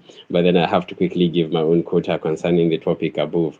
Well, concerning this topic, there are a lot of things I want to say, and then most people have said it, but I would want to repeat some of them. Honestly, this just tactics of the opposition, and we should not take it as something that looks like a foul or something like that. It is all part of politics. I'm from Kano, and I can testify that the opposition are doing everything humanly possible to make sure that they have, penetrated the incumbent, are doing everything humanly possible to see that they have penetrated the opposition and make sure that they break them into shatters or pieces. Honestly, politicians are clever, and they know that you cannot win whatever you want to win until you have a platform, and that platform is your party. And when the leadership is being broken, then you would have nowhere to settle. You would have a shattered house and you would not make it. We have seen what happened in NNPP in Kano. It is having the same problem. We saw what happened in Labour Party concerning the Aburi and the Lamidi Apapa issue. In fact, even the new SDP that El Rufai rushed through, quickly the opposition created a problem there, and there's a problem already in SDP, and now we are expecting this to come up, and definitely it did. Well, to me, when things like this happen, the first thing you should do is give an attack. Because you have been attacked, you have to give a reprisal. Like, you have to come quickly at that spot. If I were the ADC or the coalition, I would not leave these stories to pass more than 2 hours without giving a feedback. I would have to make sure my PR group, like PR body, is very, very strong, because media has shown us every bit of every example from 2015 to date that it is playing a major role in politics. I'm a fan of Atiku, and I know the problem we faced when this issue of SPV came out. I know what we did, and I know what we went through. It was not easy, and I know what media can do, the disaster it can cause, and the credit it can give you. So the opposition has learned something, and it is seriously working for them. And I'm seeing it working in the coalition. No matter how we want to see that the coalition has experts, they have veterans in the game. No. I have seen what they did in PDP. Everybody rushed and left the hut. They did it in Labour Party, and it happens. NNPP, the same thing. So what they are doing is that they have understood our politicians that they don't want to fight it till the end. They have understood that we always want to have a fresh soil. If there is a fight in your party, you don't want to fight it to the end, you normally rush and open up a new party. Or they will create a division in the party. And they are doing this, and it has been working for them. And boom, I learned something again. While all these things are happening, I learned one or two things. Who would have told me when I was in PDP that Buala will leave PDP? Who would have told somebody in Labour Party that Dwayne Okupe will leave the party? No matter how you want to see politics, you have to accept that no matter how clean your party is, there are intruders, there are stooges. And there are some people already working for APC. In my own investigation, that is why I'm even yet to join the coalition. There are people working for the incumbent, whether we like it or not. Sometimes that is why I've given Mindset this credit. There are topics that may not suit what you want, but you have to say the truth. They are not nice. You will not be happy. But because we have accepted to be in the, game of politics, you have to accept it, because definitely you have to fight it. The energy, you have to give the energy back in return. So that is what is actually happening.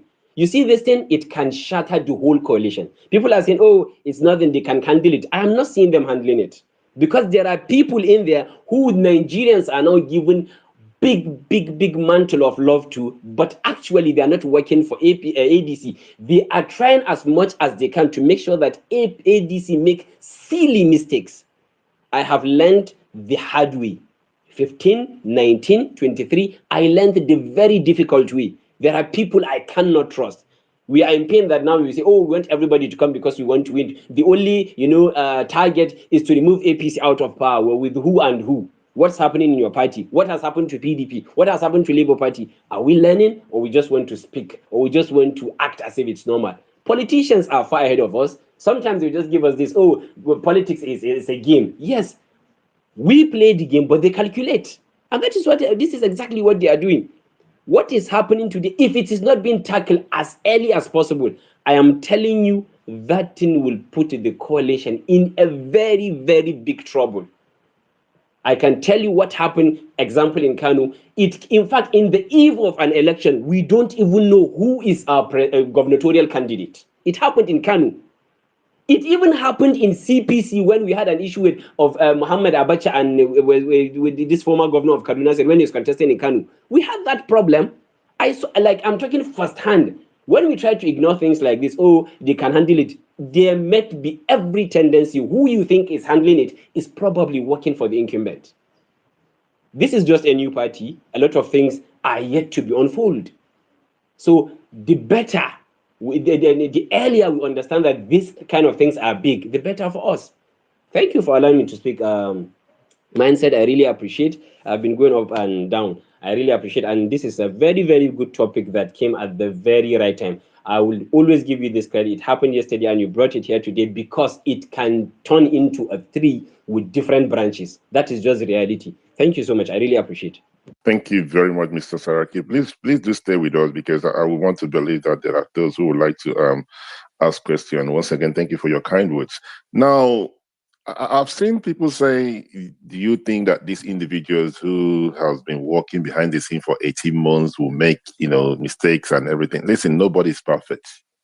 Nobody's perfect. We are humans. We are meant to make mistakes, right? And I've seen people say, you guys don't know what you're talking about because you have no idea there's actually the correlation and anything. Guys, we probably might not know what we're talking about, but we are Nigerians and we have every right to speak. And I've seen those who have said, okay, they will put out a statement. But I must commend somebody. Somebody tagged me to a tweet. I think it's from Mr. Emi. He tagged me to a tweet of Mr. Abdul Rashid. This. Thank you very much, Abdul. This is Mr. Rashid. This is really good because he now put something for people to see that something like this has happened before, right? I mean, this is a start. When the APC was formed, there are individuals that went to court, and he actually tagged the date. 23rd of February 2014. So for people to see that's nothing new. This is very, very good. This is a welcoming development, and we want to see more. You want to see more. Give Nigerians reason to say, don't worry about this. We're not going to wait till 7 o'clock or 10 o'clock or whatever time some individual will go to Arise TV. The story happened over 8 hours ago. Somebody has to do something about it. Get your media, create another side of the media who would put these things out. It's not a rocket science. It's the simplest thing to do is to have these people who understand this thing around yourselves, But let's see how it goes. As I pass the mic to Rist, RWIS, Mr. Rist. Rist, are you with us? Please, am I still audible? Very audible. Yes, loud and clear, loud and clear. Okay, I called on Mr. Rist to speak. Mr. Rist is not responding. Let's go to Mr. Naughty Obedient. Good morning, sir. What is your take on this topic? On this? Oh, yeah, go ahead, sir. Go ahead, Mr. Naughty Obedient.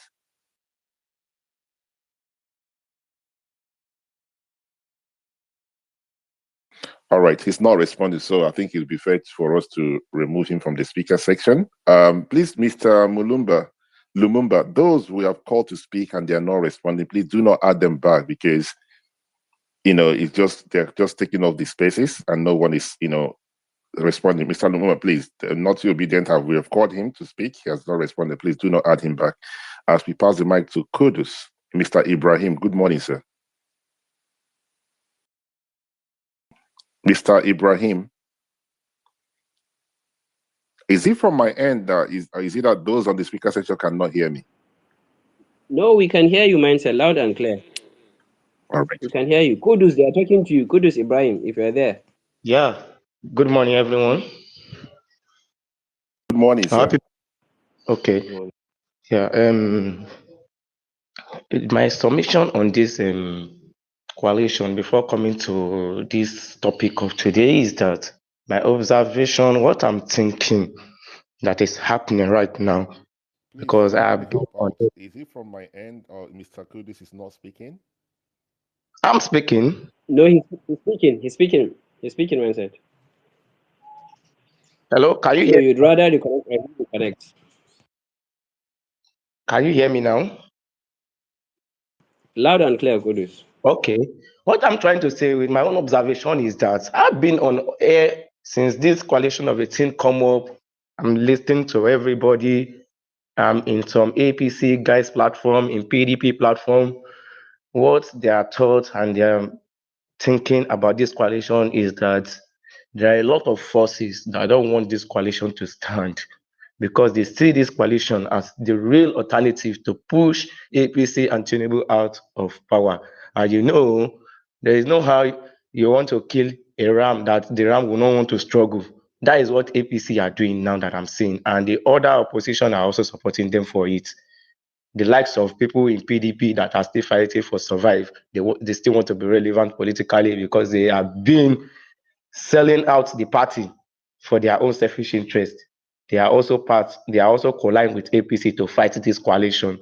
Likewise, the same way we see some of them in Labour Party that don't want this coalition to stand. So it's just like the coalition is the fight is like 3, even 4-in-1 against the coalition, because there are some NNPP too that are not supporting this coalition. This coalition stands on its own, so it's going to be very difficult. We are going to face a lot, not only about this court case. We will face a lot in this coalition, and we need to stand and fight and stand still for these kind of things. Do you think they will just leave us to be doing the coalition, to be bringing up people together, and they will not do anything?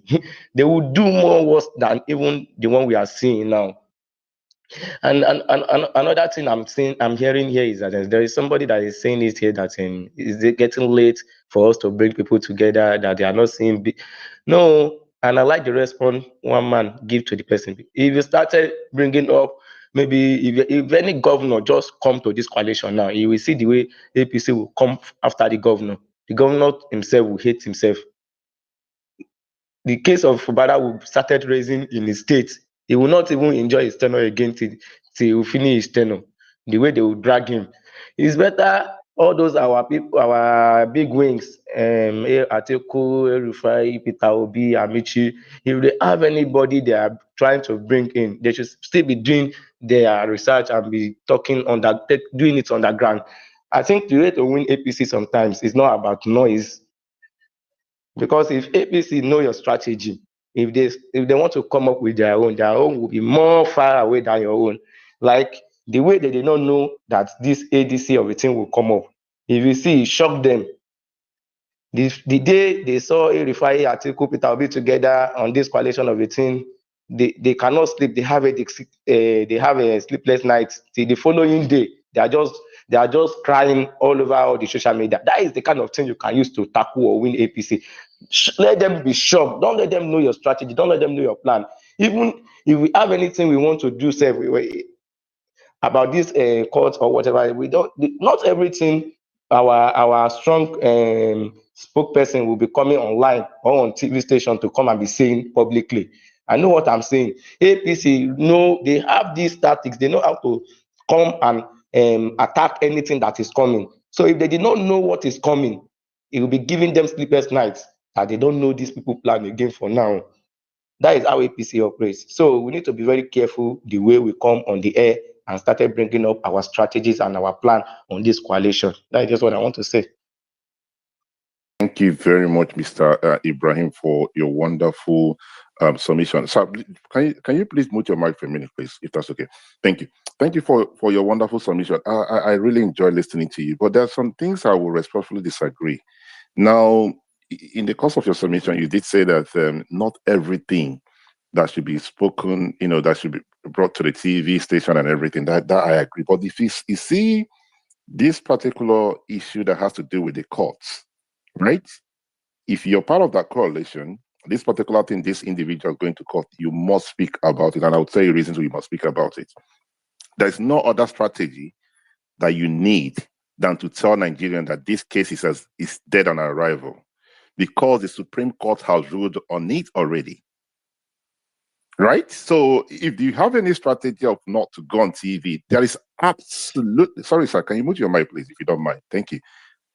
There is absolutely nothing like strategy on it. All you have to do is to let Nigerians know that this is just nothing. I just saw a comment on this by Miss Dr. Ruti. She said something that I really liked. Said the courts have said several times that political parties should settle their issues, but trust Nigeria not to follow the judgment.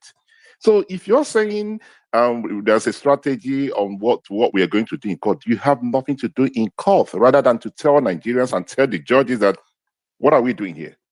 You've ruled that this is internal party affair. What are we doing here? Nigerians should not get involved in this. This is where I fought the PL team of this whole thing, because persons like yourself, who is part of this coalition, and you're thinking there's a strategy to cancel this thing, to tackle this thing, with respect, sir, I do not agree. The only thing you have to do is to tell Nigerians, listen to what the Supreme Court ruled in the case of the PDP. A few months ago, the Supreme Court said to the PDP, the issue of your political party, who is your secretary, has absolutely nothing to do with the courts. Go back home and solve your problem. The same with the Labour Party with the issue of Abure. The Supreme Court said to them, we are not here to decide who will be your chairman. And you want me to believe you have a strategy. What strategy do you have to go to court rather than to tell Nigerians that this case is dead on arrival? You can respond, Mr. Ibrahim. You can respond. I'm happy to listen to you. Thank you very much, sir. I think you don't really understand what I mean when I say that it's not all our plans we need to push on the air. I'm not saying it particularly on this court case. Me too. I will make this court case to be obvious and shout out loudly and make Nigerians know that these people are coming again to use court to destabilize our coalition, because they know once we go to court, they can bribe the judges and they will everything. They will go away with it and nothing will happen. We will not even let that to happen. We are not going to we will stand for that, and we will make it louder. That is not what I'm saying that we will not we should not say on the air. The one I'm talking about is our internal affairs, as in our plan, our strategy that we are going to use to conquer APC. It's not about the court case, I'm saying, sir.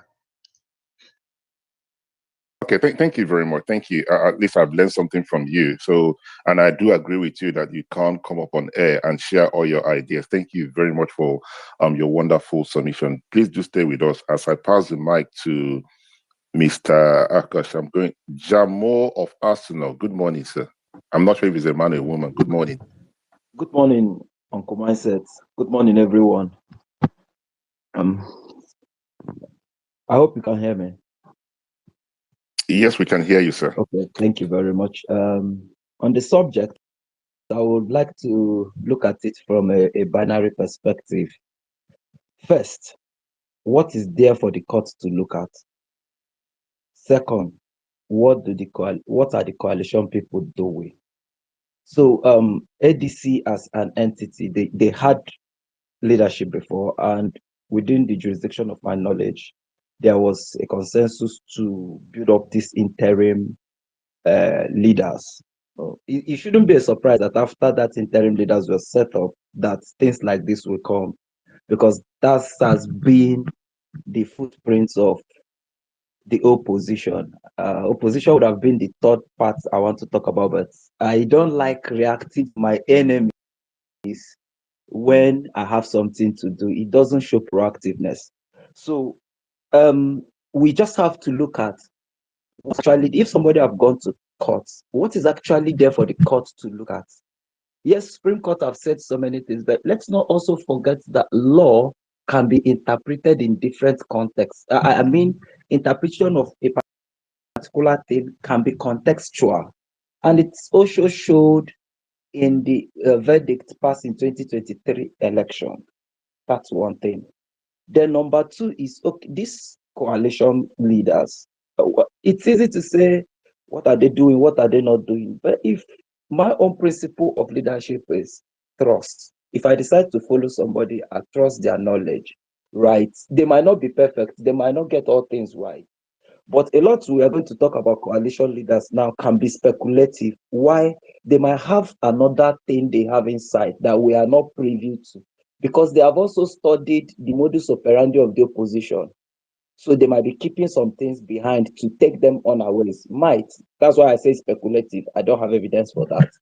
Again, what if the coalitions are actually smart and trying to play a poker game with the opposition so that they could understand how they react to their own movement, give them a little hand to see how they will react to it, so that it will help them to strengthen their own strategy internally. Because it's their probability that at the end of the day, in 2027, we're not going to have ADC as the platform. Speculative, but just this is me still thinking critically, what are my leaders actually trying to come up with? So if we look at this thing now, we'll find out that there is something all of us should understand if we are at the coalition part, which is we are facing an opposition. And if you have to think critically, in the last space I said 2023 election is not 2027. It is not all about rigging or no rigging or winning election or revolution. What I'm seeing is, what if there is a probability that APC have accepted that it's 90% they cannot win this election by number. And they are one step ahead, trying to win it in the courts. How can they win it in the courts? Set up this little coerce in all parties that might not play now. Yeah, you might term it pre-election issues, but our system have made us to understand that even when you can have boundaries, somebody can reference that and use it to pass a judgment. So I'm just saying, this is me thinking critically that to put our house tight, coalition really need to look at what is there for court to look at, if at all. Let's assume it is valid. What is there for court to look at so that we know how to tighten it if there are places you are losing space. Then if not, then I don't know that, but I hope they are just doing this to also play games with APC so that they know how to tackle it. Thank you very much. Thank you very much, Jemo of Arsenal. Very wonderful submission. It was quite interesting listening to you. But as always, the bone of contention here is that the opposition should have a media team or something akin to a media team that will come up, whether this is a part of their strategy, okay? Whether they are playing the devil advocate and saying, this case, whether they are the ones that started this case and they want to make it look like they're against the case is against them. You have to play the media game. It is that simple. It's not a difficult thing. There's one thing I want to put out here. A lot of people laugh at Nyesom Wike. I'm not a fan of him. But Nyesom Wike, whether you dislike him, you hate him, he understands the power of media. This thing that we are very, very, tactical, they don't want to do this thing. Yes, I agree that they have the best of the best in them, right? I'm looking at it from a PR perspective. This thing has been out there for over 8 hours. Somebody needs to start speaking to Nigerians and say, forget about this. Maybe it's a different ball game and all this thing. Give them Nigerians reason. When this opposition party came together, there's a lot of young people who have been looking for something to hold on to. There is a lot of young people who saw this, who have seen this political party as a place to hold on to. And they look at things like this. It's a mind thing. The mind, the way our mind works. Somebody would think, not yourself, Mr. Kemo of Arsenal, or some other person would look at it and say, oh, I hear say the same problem has started somewhere else. Or it's the same thing that happened, or they are all the same thing. The problem with PDP and it's a problem with LP. What's the point? I'm not even interested. There might be one person out of 200 million Nigerians, and you still need that one person. So the power of media is very important. But I mean, as I said, I know that I know nothing, but I'm happy to learn from people like yourself. Thank you very much. Let me quickly read out what I Live by Grace said. He said, I think you people are misinterpreting what the Supreme Court says. The case of LP and PDP are very different. Those involved are already in the party, but on this ADC, new men came from outside, which they didn't even have a say in the first instance. The issue is deep. Thank you, sir. And he went on to say, if the adopted party for a coalition is 100% sure without issues, El-Rufai will be saying that they have another option, that if ADC fell, that they will register one. They will register another one. Thank you very much, sir. So these are the things. So it's left for them to find a way to change the narrative, because when you put this in the mind of Nigerians, it would have an effect. If not to 200 million Nigerians, at least one person will look at it and say, I'm not interested in this, and you don't need that at this early stage. But thank you very much once again for your wonderful submission. As I pass the mic to Gentle Cargo Logistics. Gentle Cargo Logistics. Mr. Ibrahim, please, anybody help me out. Gentle Cargo Logistics, you're doing a thumb down, so I'm not sure. We've called you to speak. Unfortunately, we are going to remove you as a speaker since you don't want to be. Let's remove you so we can make spaces Sorry, for please, others. I'm kind of busy right now. I can't talk. That's why I'm thumbing down, please. I will join up. No. Sorry. So let me help you out, sir. Thank you very much for somebody. Can you, Mr. Ibrahim, can you please kindly mute your mic? So that's others who are requesting for the mic. And if you're not ready to speak, there is absolutely no need for you to come on the spaces and request to be a speaker. And when you're called upon to speak, you're giving us reasons. Okay? Stay where you are. If you are ready to speak, come on the speaker session because we'll call you to speak. Please. Thank you very much, sir. As I pass the mic to Mr. Mendes, I think it's Mendes. Mendes, good morning. Okay. Good morning, Mindset. Can you hear me?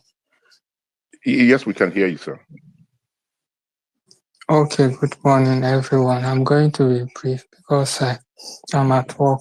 Let me say this in respect to the topic. Look, the fight, or rather the battle to dethrone Tinubu from Aso Rock should be the ultimate concern of every right-thinking Nigerian.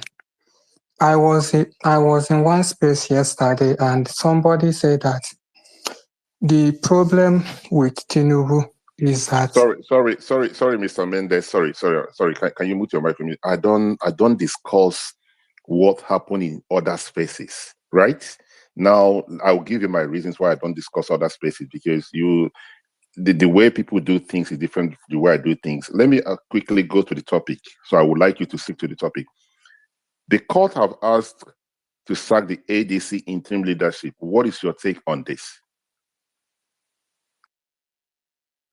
Okay, thank you, Mindset. I'm still on the topic, okay? I'm sorry for digressing. I just wanted to say that this this current court debate is what every Nigerian expects. You don't expect Tinubu to fold his hands and watch the coalition take root. Okay, we expect him to make some drastic movement, and that is what he's doing. So I think any politically minded person shouldn't be surprised of what is going on. You don't expect Tinubu to just fold his hands. He's going to do everything within his power to see that the coalition doesn't have any political base to stand. And this is what is happening. But I wanted to say something, although you said I shouldn't digress from the topic. If not, I wanted to say something which is related to the topic. No, sorry. Not really. No, sorry, sir. If you can marry it back to the topic, that's fine. What I try to not allow on this platform is bringing what's going on another platform. So if I want to give you the opportunity to air your view, and if you can marry it to what we are discussing, you're welcome, sir. Thank you. Okay, thank you. So I'm going to say this. Okay, Tinubu is doing everything within his power to see that Nigeria,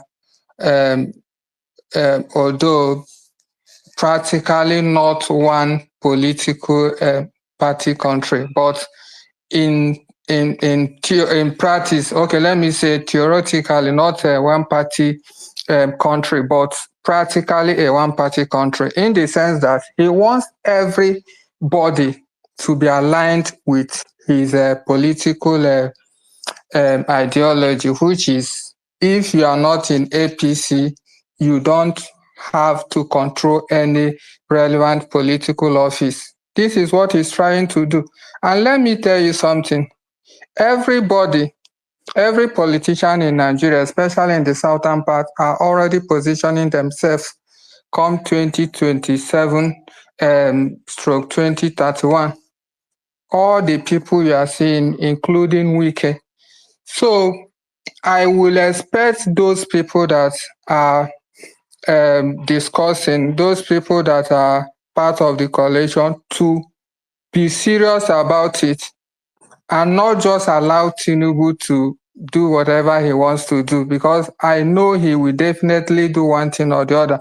And we all know we should not, there is something I want us to understand. We should not act as if we don't know the fact that the courts, the justice system in Nigeria has been compromised. So they are going to toe the line of whatever Tinubu wants them to do. So most of the judgment you see coming out in favor of the ruling party is not and should not be taken for granted. they are the dictates of the ruling party.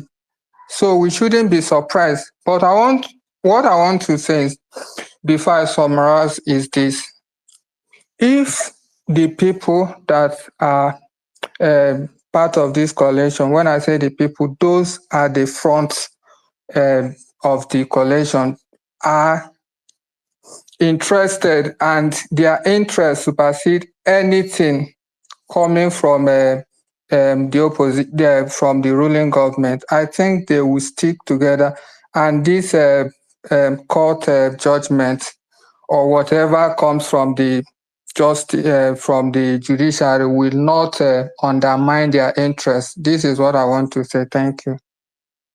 Thank you very much, Mr. Mendes, for your wonderful submission. Hopefully, sorry, Mr. Lumumba, did you remove him? No, I didn't. Okay. Thank you. I would like him to respond to some of them, but thank you, sir, for your wonderful submission. Since you're no longer on the speaker section, let's continue as we pass the mic to. Sorry, some of you, I will butcher your name. Please, if I don't get it right, please do correct me, and I would try and learn how to pronounce the names. Mr. Ibrahim, Allah Diran Ibrahim. If you can hear me, the man with purple hat, very beautiful clothes. Mr. Ibrahim. Yeah, good morning, everyone. Good morning, sir. Yeah, my take in this is that while the court asked to sack the interim leadership of the ADC, who in person of Mr. David Mark, I think all the leaders that form the coalition should have a plan on it, because in every angle, they should be expecting anything from the APC and Tinubu government. My own submission on this is that being a court case, they should have planned ahead, because they should be expecting in every means that Sorry, Mr. Ibrahim. Sorry, I do apologize. Can you mute your mic for a minute, please? Okay. I know people don't like it when I do these things, and it's very important I keep addressing this as we come on platforms. Please, if you're in a place that is noisy, or you're driving, or you're at work, you're not able to speak, do let us know. We have those who are joining us here. We have people who are streaming this thing, and people will listen to it again. When we have this noise in the background, it doesn't look good, right? So, Mr. Ibrahim, please, if you're not in a good place to speak, or if you can find a more better place, quieter place to speak, do let us know. But the noise in the background, personally for me, I'm not a perfectionist, but that is how I learn to do things. Please. Thank you. Okay, I'm sorry for that.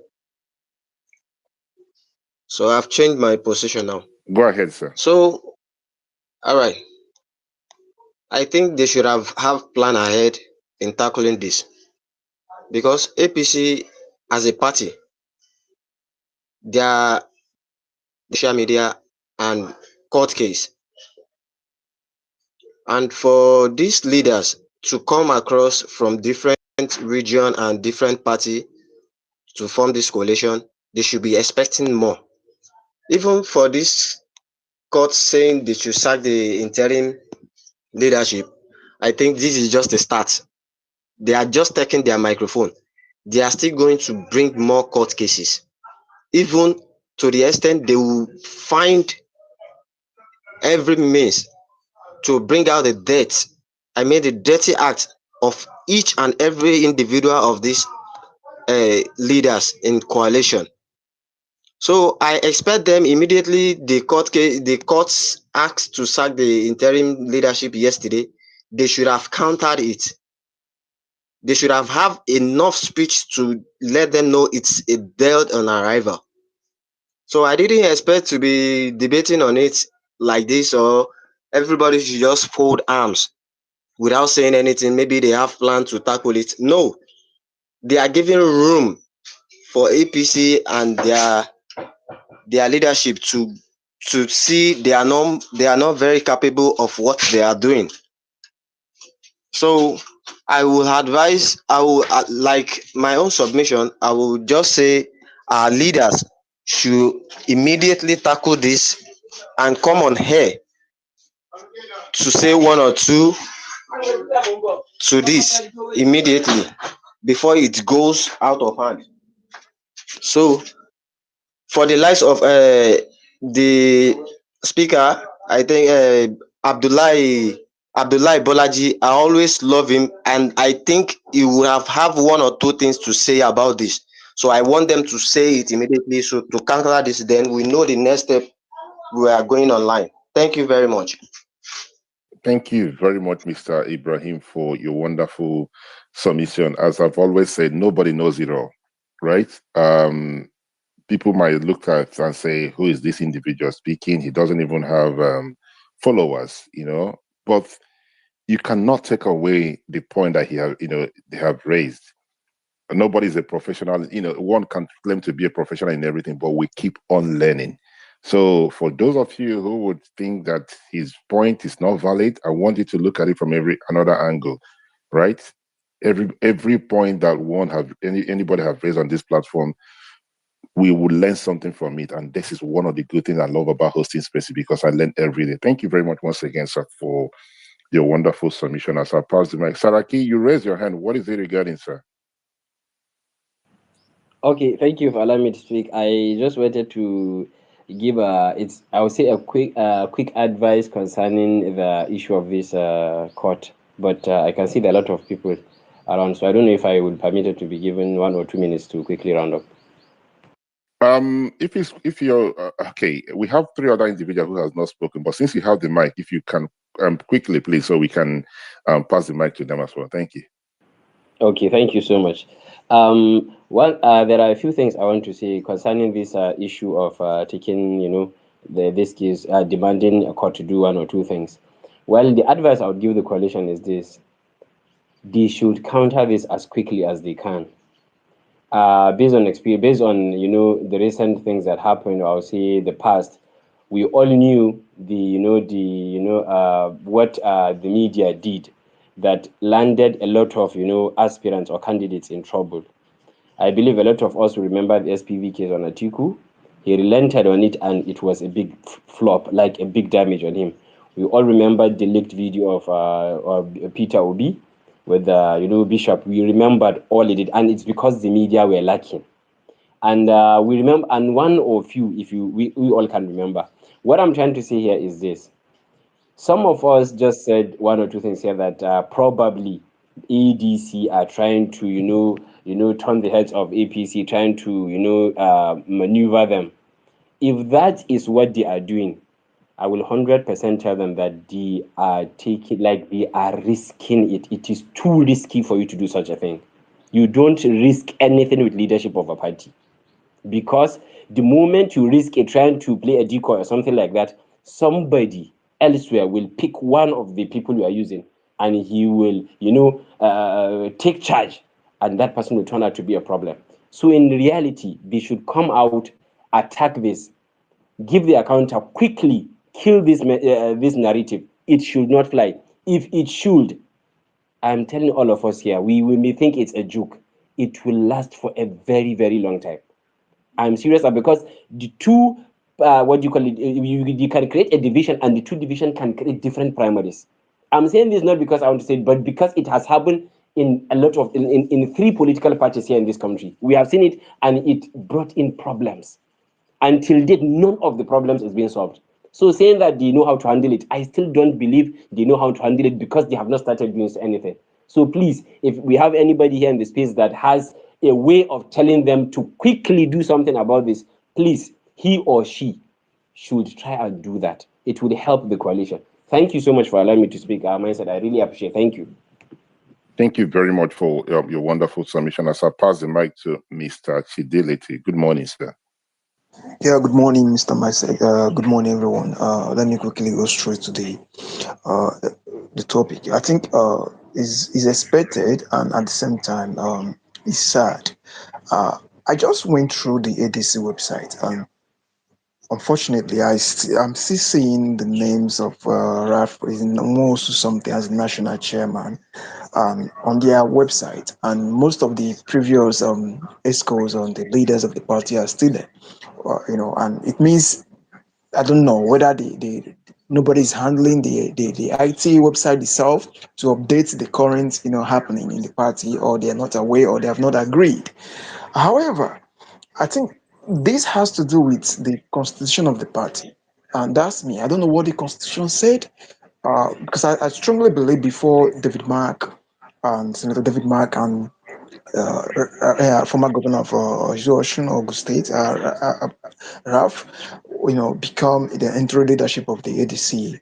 I strongly believe they first went through membership, because you have to be a member of a political party before aspiring for any political position or any public position in that political party. And secondly, as I said, I'm worried about Nigerian's judiciary, and that's the fact, because we have seen even of today, whenever, I mean, whether it's deliberate, I don't know, whenever they give a judgment, they will insert one certain words or statements that will even further confuse both the party that came to court. We have seen it on LP, we have seen it on Natasha, we have seen it on PDP. Up to today, they are still seeking for interpretation. And that is my problem. It seems like it's a deliberate act to keep people in confusion, so that we will not go forward, you will not go backward. And it has always been there. And that is what we are crying for. I'm not worried about going to court to face a court judgment, but I'm scared of the judgment that will come out from the court, because it's not always clear. And that's just the problem I have. We have seen judiciary giving a court judgment saying we cannot interfere in this. Then you go back again, because it happened on LP, where a court that is not supposed to insert a chairmanship position back to Abure, right? And he did it. That judge did it, and Abure started claiming the chairmanship. Then they went to Supreme Court. Supreme Court removed that judgment and still put another confusion on the party. I get to the point. So for me personally, I don't know how they're going to do it. I don't know the party constitution, but I strongly believe they went through the constitution before those previous ESCOs step aside for David Mark to take over. And for me, I'm praying everything will work out fine, but I'm happy it's happening now, because it's not too late for us not to go and do primaries, and towards the election, court will just track everything. Everybody will go on their own. For me, mindset, all eyes on the ground to see what is going to happen, but I'm wishing them the best. I'm hopeful everything's going to work out fine. Thank you. Thank you very much, Mr. Chidility, for that wonderful response and that submission. You said something that I really love. You see, when it comes to the Nigerian judiciary, it will be very wrong of us to think that they would give you the judgment that would be very easy for yourself, or those who are not learned enough, who are not learned men or women, to understand what the judgment is. And I like the fact that you mentioned the case of Labour Party and PDP. The issue here is the Supreme Court ruled that they cannot interfere in parties' affair. But then again, has that solved the problem? No. And to go a little bit further, the case of Rivers State, the another thing I want us to look at from a different angle is this case has started right now. What are the chances that this case will end this year? There's a possibility the court case, this case, depending how the ADC want to handle it. We're in Nigeria. We know how things work here. We know how the judiciary do their thing. Some cases will take them a week, 2 weeks, and they will rule on it. The case of Rivers State, the suspension of Sim Fubara, has been on for how many months? The Supreme Court have not ruled on it. So there's a possibility this particular one will be there till February 2027. And it will get to the Supreme Court, who, for any reason, this shouldn't even get to the Supreme Court anyway, right? In my own little knowledge of the law. So it depends how ADC want to do it. If they are playing a devil advocate by bringing up this case and being the one crying about the case, is one thing. But I want to believe that they should do whatever they can to be able to squash this as early as possible, because you don't want to put this in the minds of Nigerians that there is a problem in this political party, like the one in PDP and the one in Labour Party. But thank you very much, Mr.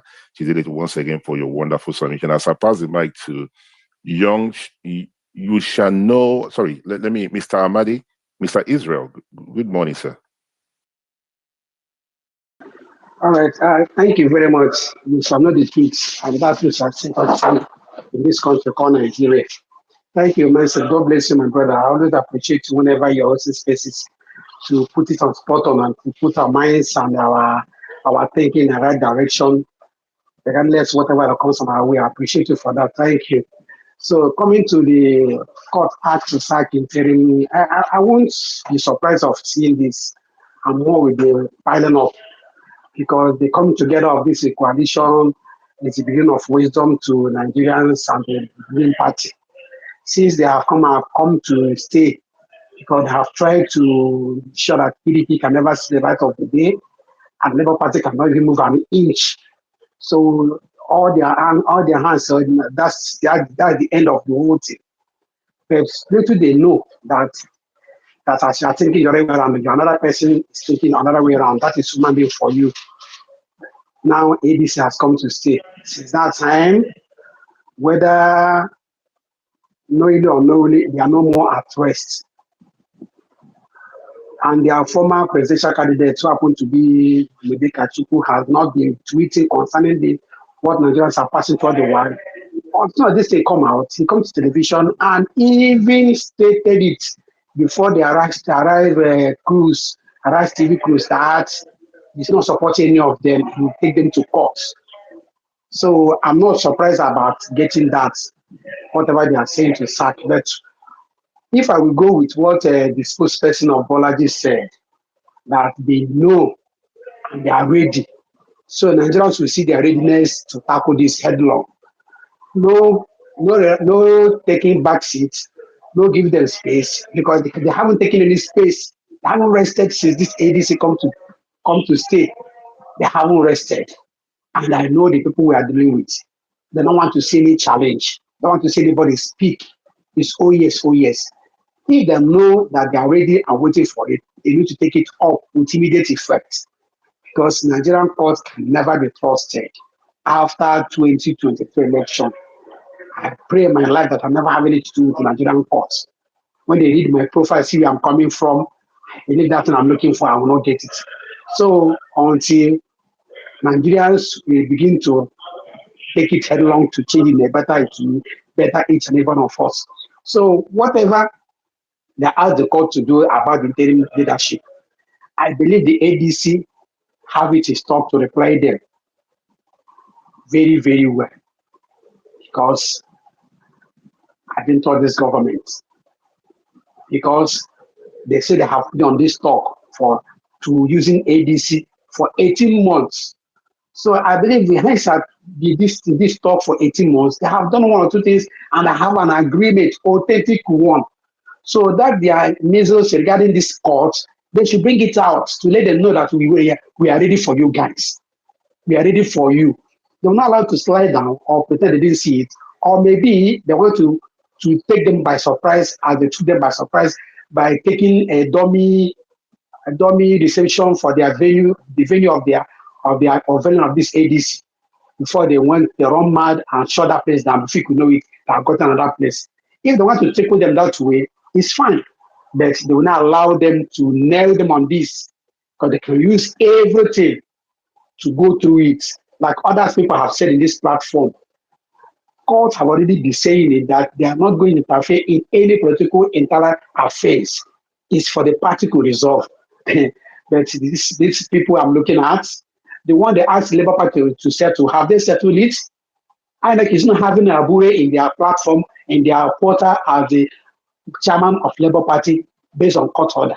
And Supreme Court order have come again. They don't want to pull it down. So what am I telling? What are they telling us? And someone said that we went to the site of INEC. You see Raf Mosu. So Nigeria to update their record is another thing. To work on the direct order of the court is another thing. So we are in a very big problem in this country, and we hope that Nigerians coming 2027, they will try more than they tried 2023 to see, they can see a Nigeria, they can see that this is a Nigeria of we try to get before another year to come. So my brother, thank you very much. I don't have much to say. Only that I'm trusting the Bolaji of ADC spokesperson that they are ready for them. Now, Nigerians are watching to see their readiness to tackle these people headlong because don't joke with them. They are already mad in every angle, in every way. Wike is here, Kayamo is here, this one is here. The additional that means something is burning. And I want ADC to make it to be burning harder and harder to see that whatever they get, we Nigerians, we are supporting them to ensure that a new Nigeria is being built in our time. Thank you, my brother, and God bless you, and I appreciate you for giving me this space to speak. Thank you, sir.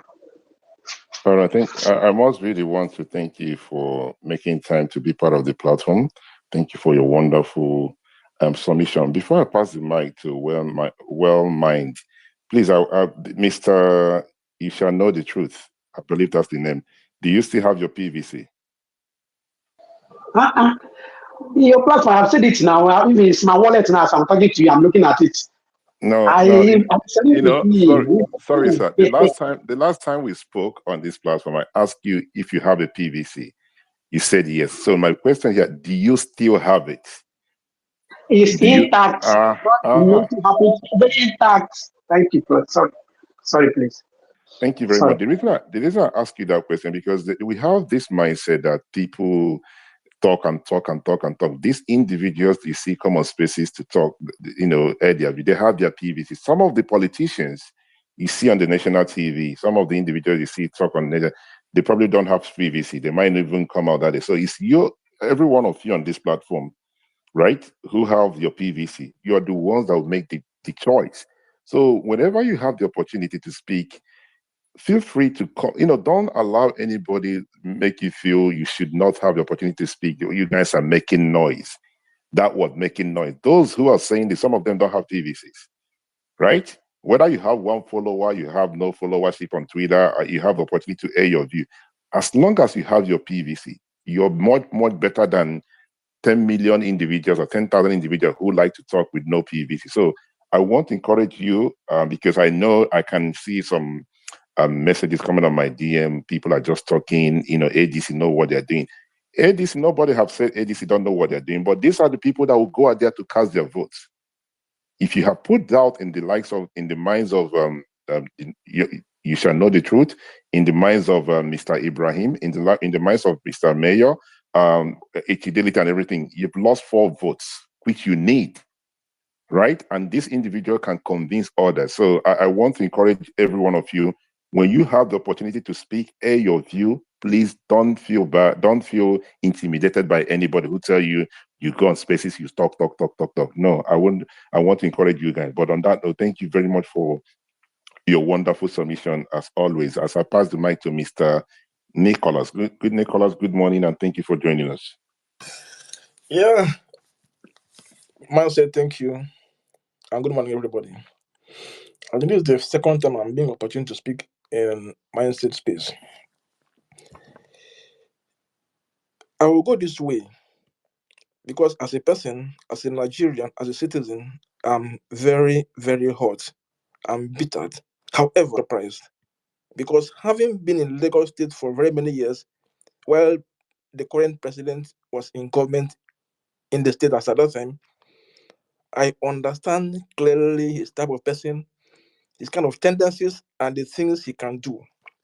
So I'm not surprised. However, I'm worried. Why I'm worried is because the future of our country is blink. I'm worried because we don't have a judiciary. I'm worried because we have citizens that are gradually being transformed to cowards. I'm sorry, including myself, because we constantly fail to do the right thing. I'm worried because the institutions that should stand and checkmate the system are all compromised because of a single individual. I used to understand, remember some years back, when there is any when there is any policy that is an anti-people policy, even common NANS. Then there was no communication, there was no GSM. NANS was well coordinated, and they will impact on a riot across all the countries, all the universities concurrently, and they will hold the country down, and there will be massive impact that will be felt. But these days, who are the NANS executives? A NANS president was arrested I don't know if he's released, and nothing happened up to the date. And we have a judiciary, we have a system, we have institutions. It's quite unfortunate.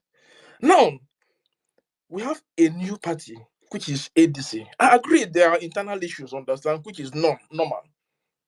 There must be interest, even in the family there are interest. However, what is happening, we should not take it lightly.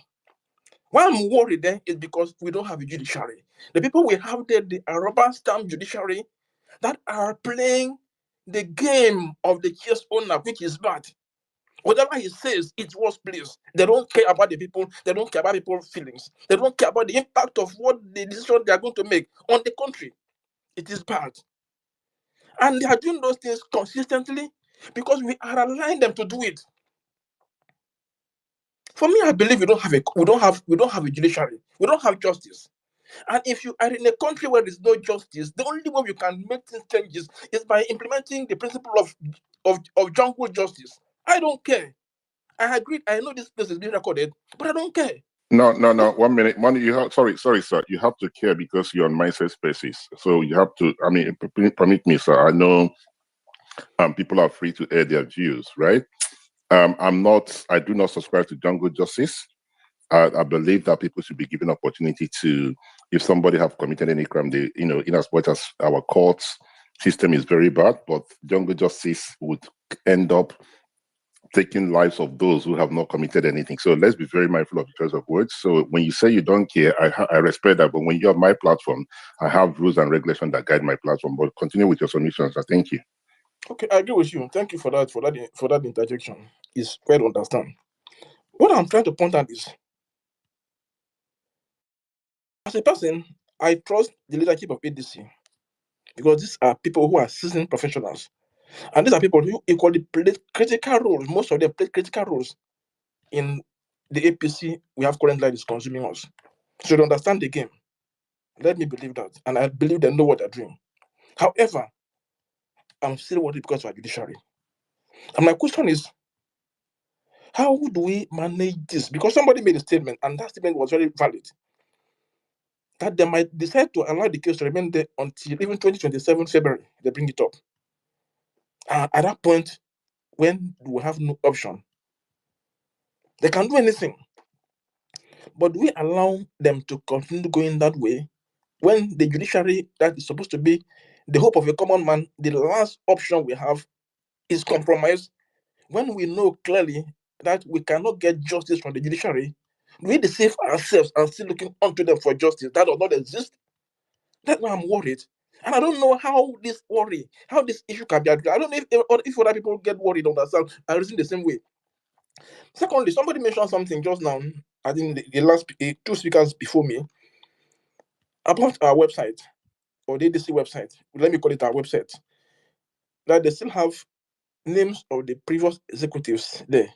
That might be an oversight. Please, I'm begging, those of us who have direct access to the key players of the ADC, they should please get across to the team managing the ICT. They should please urgently make sure that site is updated today, please. I don't know how we're going to achieve that. I don't have any direct contact, but those people here who have direct contact, they should please do the needful. Because I'm still very worried. I'm still worried. All right, Mr. Nicholas, I can see you're worried. Just take a deep breath, and take a deep breath. I understand why you're worried. Every Nigeria who wants a better country will be worried, in the state of the country. So you have every right to be worried, especially when it comes to the judiciary. Not only yourself, I am very worried about the judiciary, because it's one thing for us to stay on this platform and say the Supreme Court have ruled that it's an internal party affair, right? In the case of the PDP, in the case of Labour Party.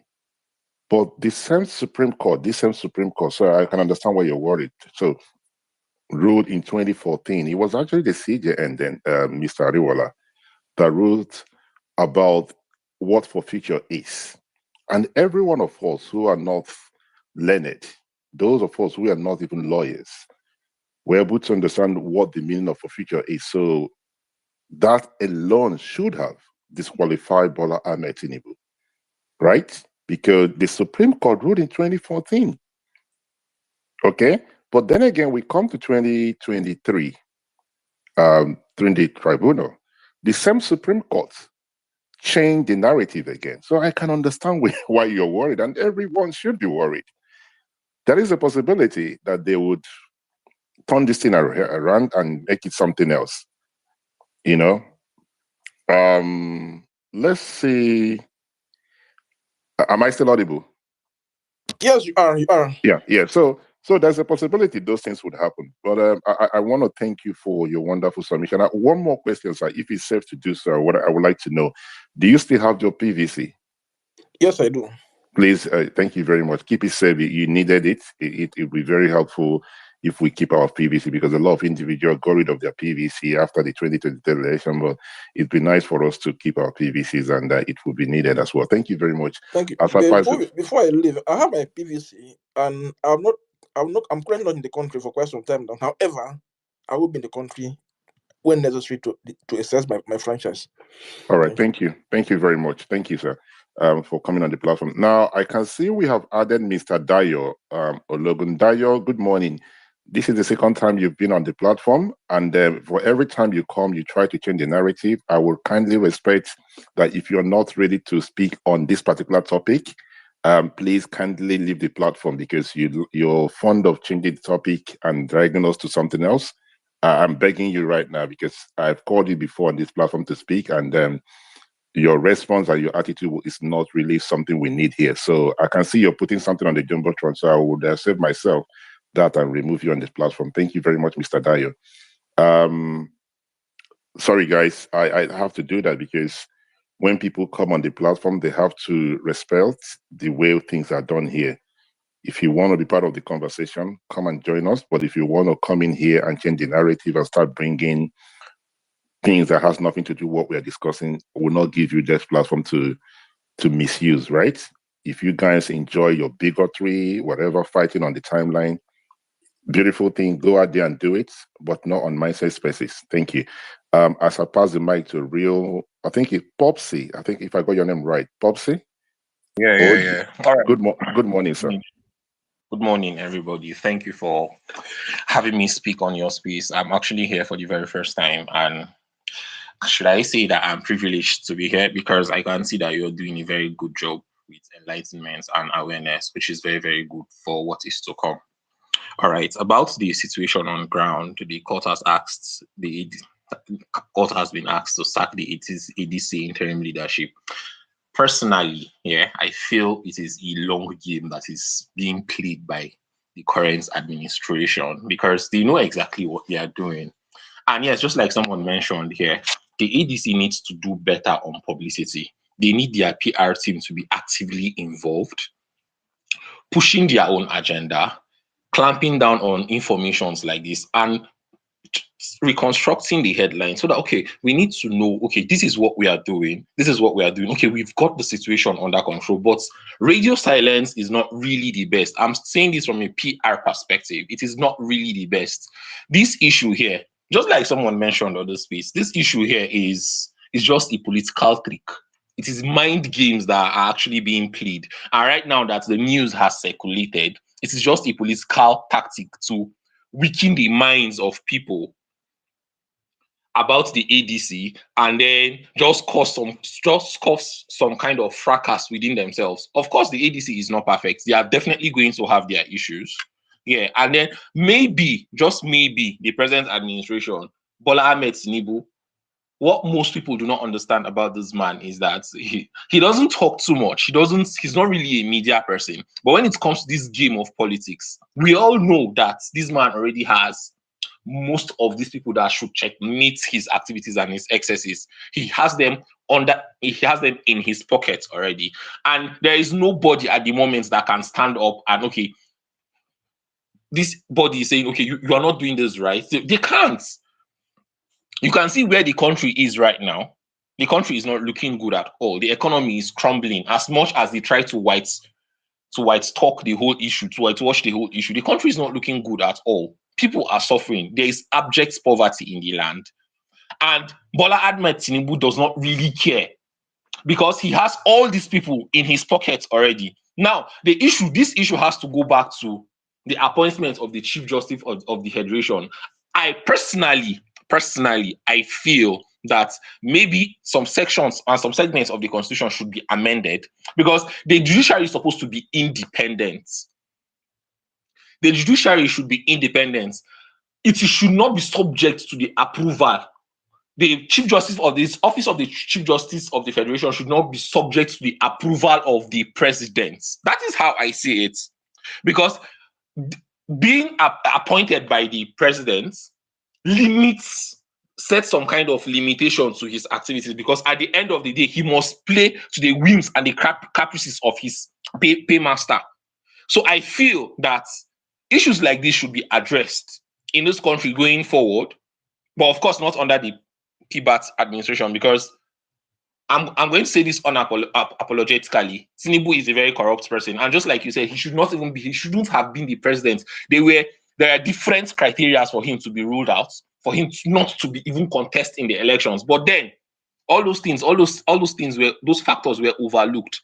And now the problem that we have ourselves in is the ADC right now needs to do better. In the area of publicity, they need to do better. They need to get their acts together. Considering the fact that most of these people, most of their members are veterans. They know the nooks and crannies of the policies. They know the mind games. They understand the mind games. They know how to play dirty. Right now, this is the time to play as dirty as the present administration. I'm sorry to say this, but they also need to come out and say, okay, we know what you're doing, and we are equal to the tax. We have veterans there. We have the likes of Atiku. Now, I'm not even talking about the primaries. They need to defend the integrity of their party at the moment before we start thinking about, okay, this person is the flag bearer, this person is flag bearer. No, they need to, at this point, show their wits. They need to show their guts. We need to see them in action. But the radio silence is not really doing good on the publicity side, on the PR side. It's not really doing good at all. Tinubu is playing a long game. And if this issue proceeds, if this litigation goes forward, they might even adjourn. It might get to 2027 after the elections, and then it becomes a very big issue of disqualification and all that. So I feel that the ADC at the moment, they need to do better. They need to do better. The judiciary has never been independent. I'm sorry to say this, but our judiciary system is flawed. It's flawed in a very big way that it might take a lot of committed efforts to get our judiciary working again. Right now, they are only working for bats. They are working for bats, just like they've worked for Buhari in the past and then his predecessors. And it is not supposed to be. Was it not during the Supreme Court ruling for the second tenure of Buhari that most of them were sleeping in court? We've seen all this drama. We've seen it unfold. There are some things that happens in the judiciary in issues like this that you cannot even explain it to a child because you're going to look funny. So that is just my submission for this morning. Thank you very much. Thank you very much, Mr. Popsy. Permit me to address you as well, because that's the only thing I've seen on there. Thank you for your wonderful submission. You have every right to be angry with the ADC. When we started this conversation this morning, quite a number of persons who are not on the speaker section have this, notion that they know what they're doing. It's people like yourself that will go out there to vote. And I want to believe you still have your PVC, sir. Yes, please permit me to add something. Okay, go ahead, sir. Okay, so now I have my PVC. I've always had my PVC. I've had my PVC for the past 10 years, if I'm not mistaken. Yes, 10 years. Now, the main issue on ground right now is in the 2020s. I'm sorry, I'm going to deviate a bit. I know it's against the policy of but it's still within the context of the PVC. In 2027, we need to do better as a people. It's not just about what the APC has to offer, what the ADC has to offer. It's not all about them going out to play dirty, showing their wits. No, that is not we need to do better. We Nigerians, most of us are cowards. I'm sorry to say this, but including myself, most of us are cowards. We need to do better. We need to vote and defend our votes. We need to stand there, stand in these INEC offices and make sure that our votes count. If possible, we will stand against any acts of electoral malpractice, including thuggery. We need to speak up. We need to not just talk, because most of those politicians already have the impression about Nigerians that they only talk, they come on Twitter, they talk, make noise. At the end of the day, there are no numbers to show for it. No, we must begin to match our words with our actions. We vote, we stand there, we defend our votes at all costs. Believe you me, there is no way that we vote, stand at INEC offices, and then at the end of the day, those numbers get rigged. It is not possible. But this attitude of you vote and go home, or you hear the sound of a gun and then you take to your heels, at the end of the day, we've seen how messed up the country is. Insecurity is not the order of the day. I'm talking about bandits. I'm talking about the menace of killer headsmen. At the end of the day, whether you run from thugs, something bad, I'm not wishing anybody bad, but it is our reality as Nigerians right now. If you don't meet some sort of misfortune in the hands of herdsmen or killer bandits, you might likely, or if you are unfortunate, you might meet kidnappers. These things have gone out of hands, and we need to effect a change. As a people, our mentality must change. We must stand and defend our votes. It's not all about just go vote and go home. No! We must change the narrative and reconstruct the headlines as a people. The era of cowardice must be put behind us. Thank you very much. Thank you very much, Mr. Popsy. I purposely allowed you to air your view and come back to the topic as well as been discussed. Now, let me go back to the thing I wanted to say later on. It's people like yourself and every other person who has spoken on this platform that will go out there to vote. I listened to the former governor of Rivers State, Rotimi Amechi, saying that the election of 2027 will be APC, the people against APC. So it's not going to be a political party. It's going to be the people of Nigeria facing APC. And the people of Nigeria includes yourself and every other person who have their PVC. So if somebody like yourself, who, if we're going with the words of TBK Amechi, will defend your votes, will go there and vote, you have every right to tell those people that the party that you voted for, that they need to sit up. And I like the fact that you've done that this morning. I really like the fact that you did that. You see, this mindset that will come on spaces, we must carry people who, people don't understand politics.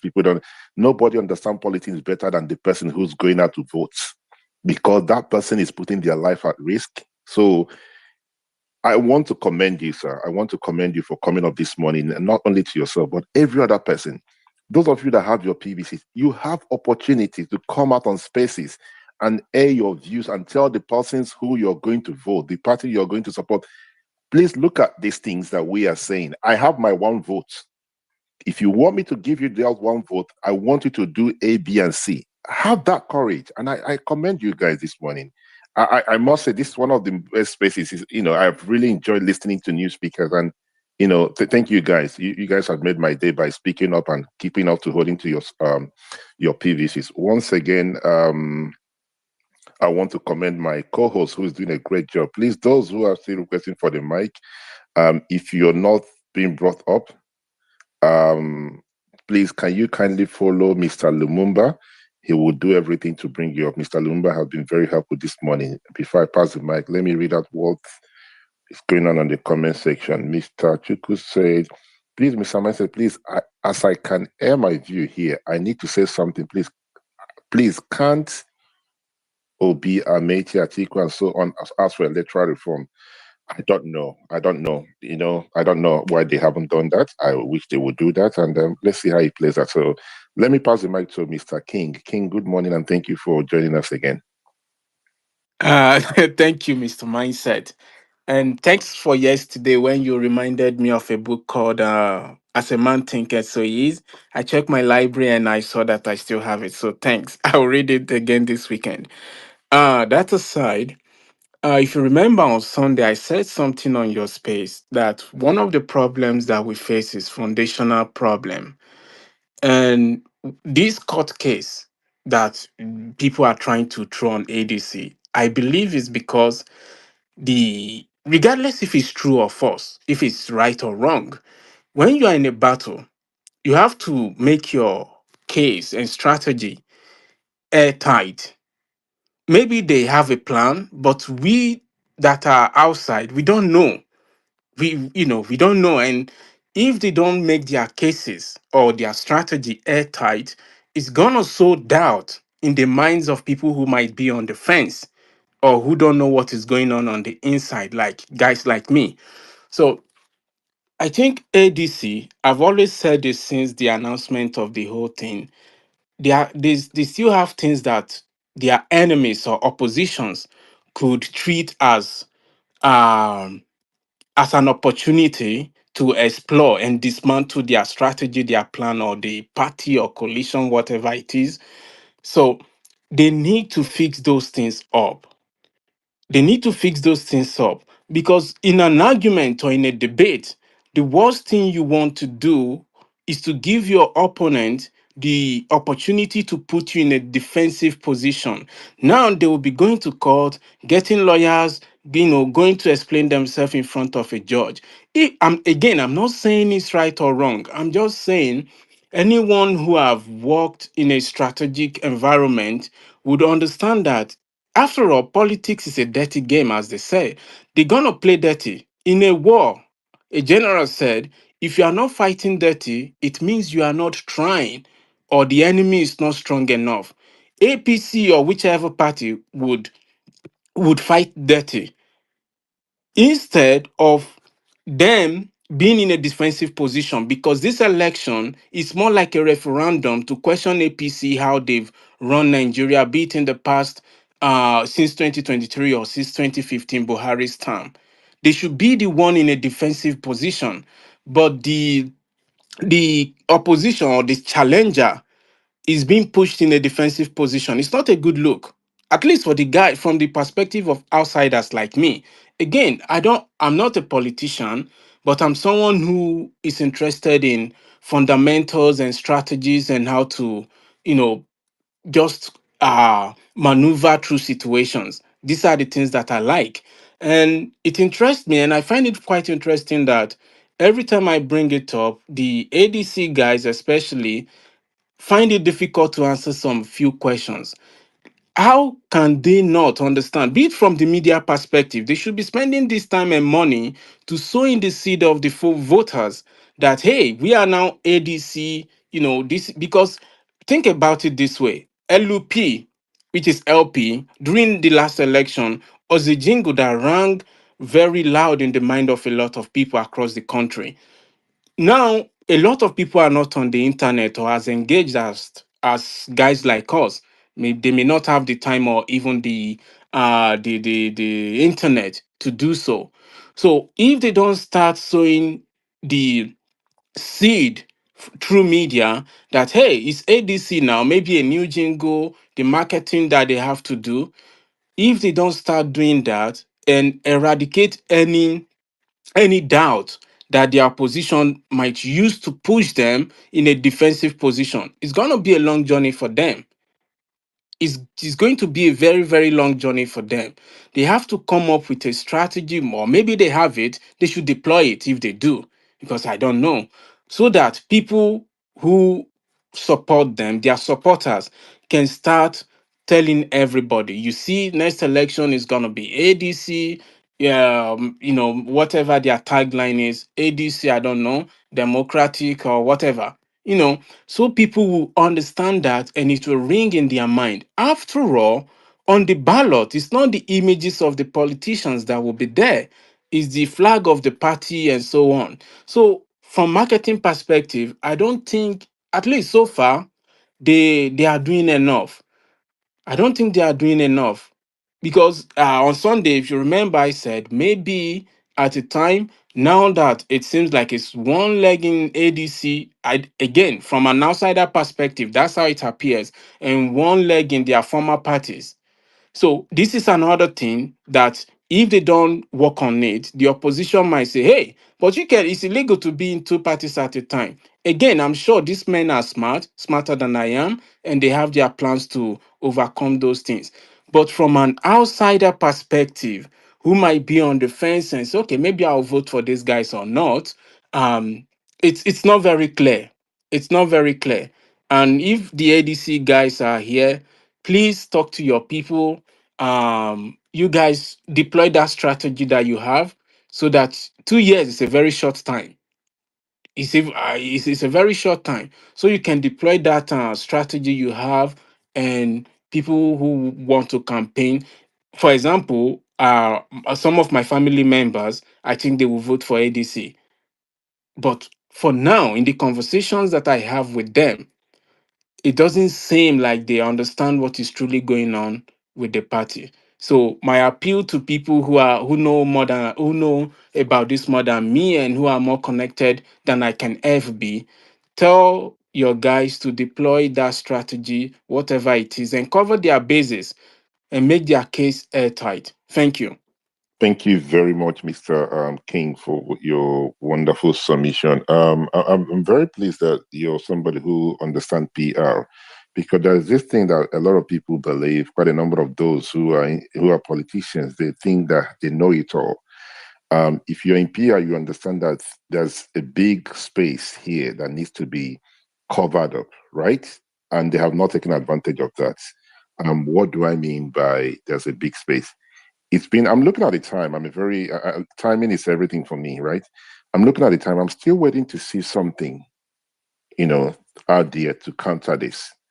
Nothing seriously have happened. But please, guys, if also we're on this platform, if you see anything, please do let us know. We can put on Jumbotron, bring our attention to it. Nothing has happened. And people are saying that, oh, they have a strategy of not, amplifying this in politics, in strategy, in PR. There are things you kill a story, but there are some stories you don't just kill, right? By sorry, in PR, you kill a story by not amplifying. At the same time, you kill a story by finding something better to destroy it. This particular one now, you have to destroy it. You have to find a way to give people the opportunity, to give people the angle that don't mind this whole thing. We have seen it before. APC, it happened in APC in 2014 when they started. There are individuals that were in court, like Mr. Rashid put out there. These are the things that one wants to see, but they have this thing that they have decided. I want to believe that this is what they don't want to talk about it. They want to put it underneath the carpet. It's not going to go away. Whether you want to talk about it, you want to continue to do it, it's not going to go away. We don't know nothing. You guys are politicians. You understand politics. Every one of us on this platform, we are just here interacting. But these individuals who have their PVCs, you're putting doubt in their mind. So if you're going to put your hands and say no, let's just allow it's going to go away. The numbers, the vote of Mr. Popsy, you might not have it. He might decide it's not coming out that day because I'm not giving him reason to. Before I pass the mic to Mr. Nehemiah, I wanted to ask Mr. Eze, do you still have your PVC? No, and at the moment I'm not in Nigeria, but in 2 years' time, who knows? So I think I'll get it again. I think I'll get it again, and hopefully I'm in Nigeria during the election. But like I said, I'm on the fence right now. Let the ADC people or whoever, other parties, deploy your strategy. Make we hear. Let's know what you have planned for Nigerians. Thanks. All right. So, but you don't have your PVC now. Your family members, those who you have spoken to who still have their PVC, they have not made up their mind yet based on what you said. Thank you. Yeah, they are leaning more. Yes, they have their PVCs, all of them. That we are about 10 people or so. They all have it, and they are more leaning towards some of the members of ADC. Let me put it that way. I don't want to say ADC itself, but some of the members, the non-members, of ADC as it is right now. So they are leaning towards. I'm not sure 100%, but it seems like 60-40. Not 40 to APC necessarily, but there's a doubt. Things are not clear. All right, so 10 minus 6. So we have 4 persons who have not made up their mind yet because they are not clear what the ADC is doing. That's a big number. That's a big number. Those 4 votes will make a lot of difference because those 4 people, those 4 individuals might have 2 other individuals that they can convince. So it's very important the ADC listen to people like yourself and started to get their things in order. But thank you very much for your wonderful submission. As I pass the mic to Ray Max, good morning and thank you for joining us, sir.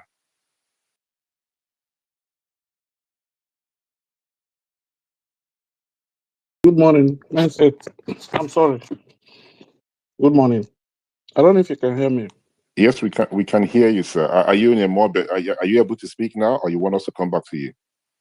No, I'm good. I can talk now. Okay, so 3 individuals have approached the court, pleading with the court to sack the ADC interim leadership. What do you make of it? Well, the truth of the matter is this: we'll know why all these things is happening, and we'll know where it's coming from. Just like the last speaker have said, I think the ADC need to tighten up their shoe and do better. Arrow for arrow. Nobody has monopoly of wickedness, and nobody have monopoly of madness. If they can get a good PR, one thing about these politicians is this: just as you said, they have this mind of I know it all, and you don't tell them what to do. Sometimes they're supposed to listen to the street credibility. The street, what is happening in the street? What are your supporters talking about? What could be? It's just like where a young man came up, maybe he has a lot of money, he has 1 or 2 influence. You told him, bro, don't go to the pool, you don't win this election. Maybe 1 or 2 people that are getting something from him will come and lie to him and tell him, don't worry, everybody will vote for this one. He will go and waste money at the end of it. They will still drag him and go to court. You still tell him, don't go. There is no road. He will still tell you, no, don't worry. I was robbed. See, this is a typical example of Nigerian politicians. They don't listen to what the street is talking about. Rather, they listen to what the psychophans are talking about. They believe that the psychophans will tell them what they want to hear. And once you tell them what they don't want to hear, definitely you are not in support of them. You are their enemy. So, if the ADC leadership or some of the big wigs that enter into the party to make some changes, to make some changes can listen to the street credibility and listen to the supporters. It's hard time we as Nigerians return the same energy APC is giving to us. I've always said this: as long as I'm concerned, any polling unit I am, if you come with violence, I will return the same violence with you. If you come with AK-47, I will go and borrow AK-47 and return it back to you. If you come with snatching a ballot box, you will die there. If you carry that ballot box, you no go carry am run. You will die there. That is what fits these people. Nobody has monopoly of madness. You cannot come to my house and behave rubbishly and get away with it, and you come and preach to me to calm down, everything will be all right. Where is it done? The Bible says that kingdom of God suffereth violence, and only the violence taken by force. There is no peace for the wicked. This thing they are doing, they have used it to enter Asro, and they are using it to pay Nigerians, and Nigerians are suffering under it. And we are suffering and smiling. It's high time we come up and speak up for ourselves. We know what is happening in opposition. We know what they are doing. Yesterday, Boela came out to Okay, arise all right. his. Okay, all right. Mr. You don't want me to go that route. No, You no, don't no, want me no, to go no, that route. no. 1 minute. Hold your thought for hold your thought for 1 minute, please. I think you spoke on this. Fine. I think you spoke on this platform yesterday, and I tried to address how things work. Sure. Can you still making the same mistake, and you're telling me sure. Can you kindly please mute your mic for a minute? Let me address you, right? I have a topic I'm discussing, and it's very important we focus on that particular topic. If there's any other thing you want us to discuss, that's a different thing, right? One thing I beg you guys, I'm not shutting people not to air their views or how one can use violence and everything.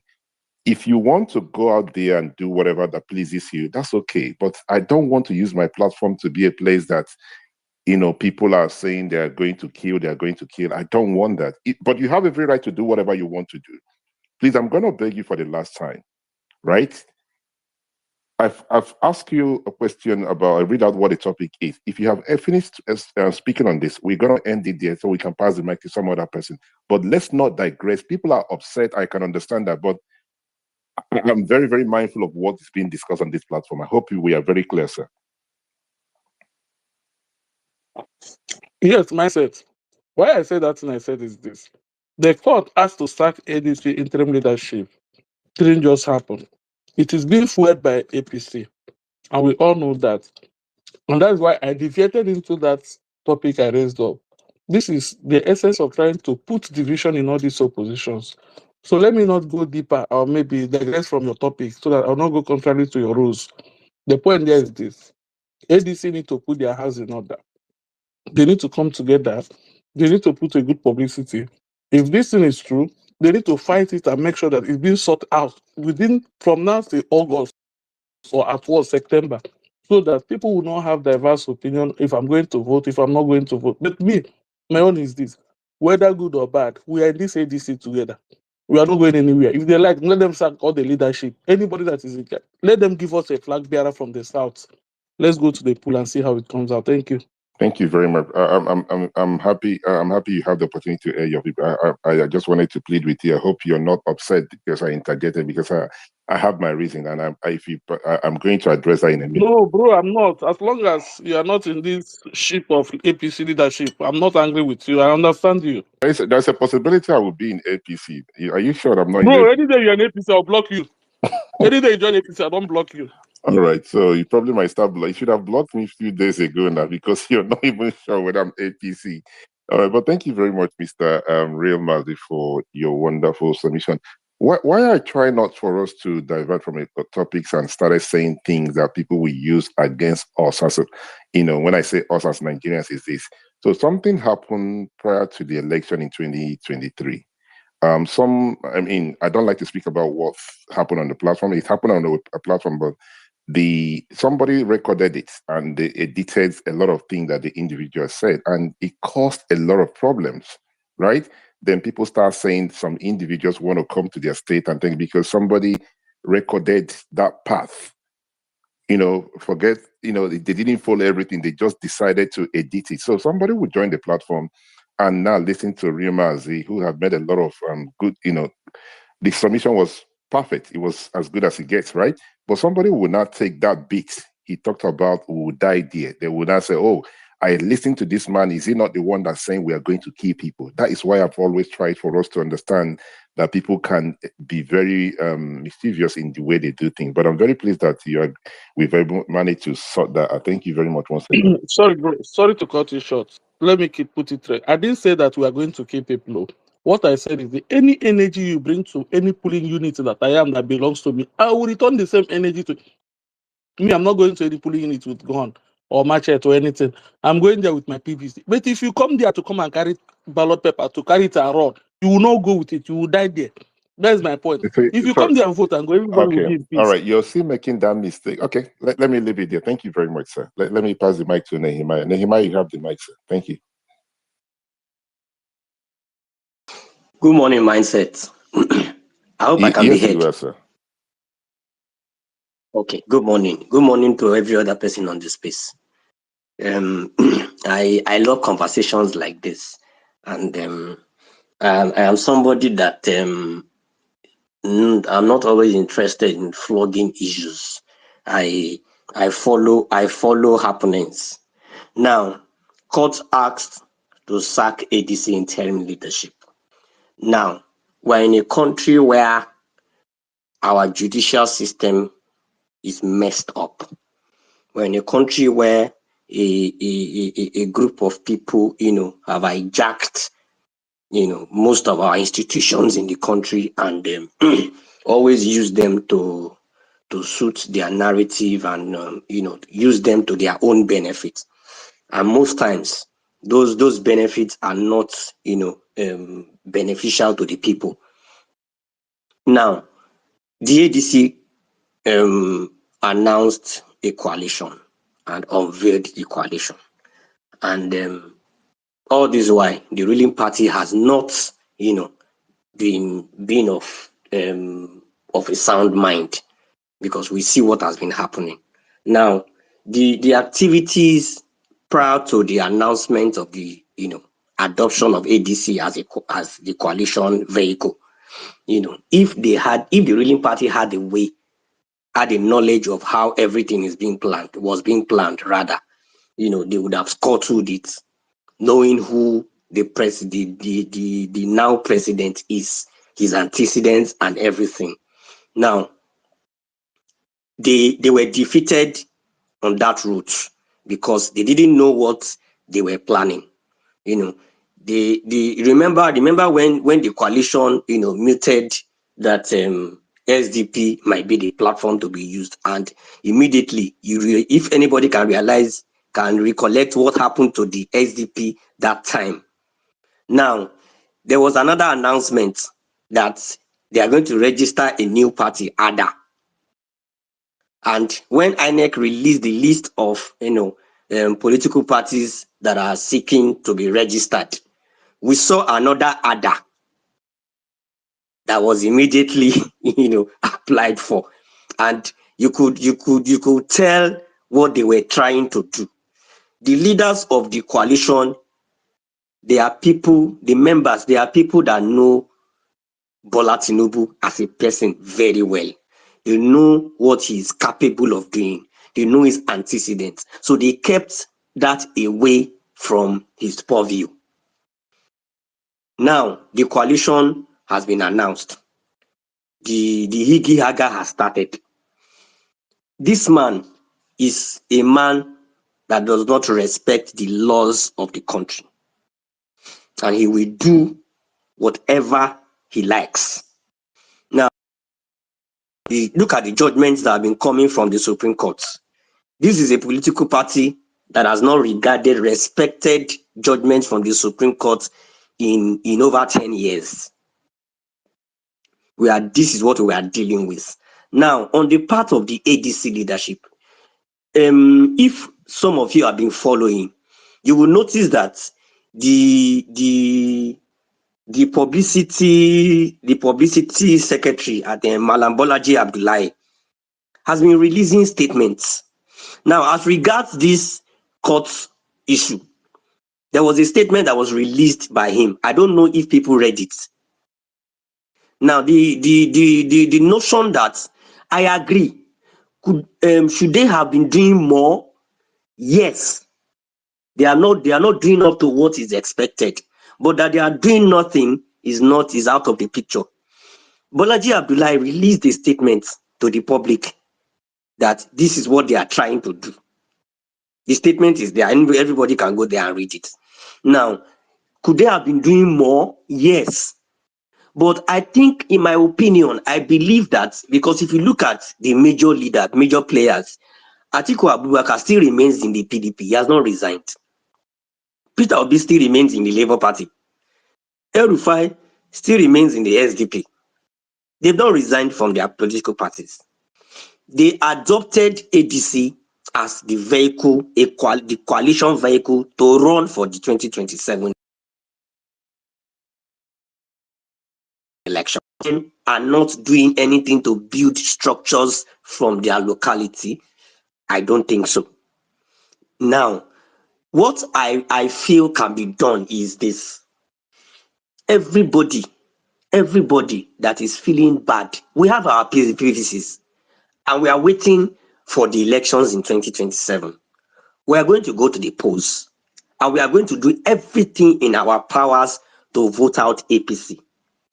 And believing strongly that the coalition has the machinery to stand against election rigging, to stand against ballot box snatching.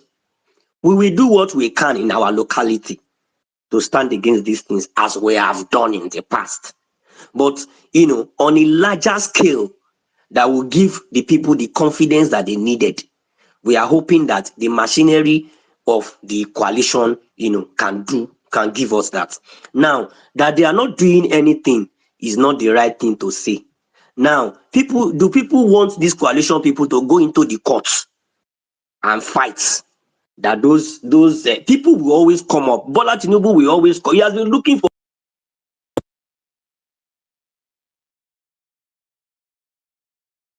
Sorry, Mr. Lumumba, are you able to hear him?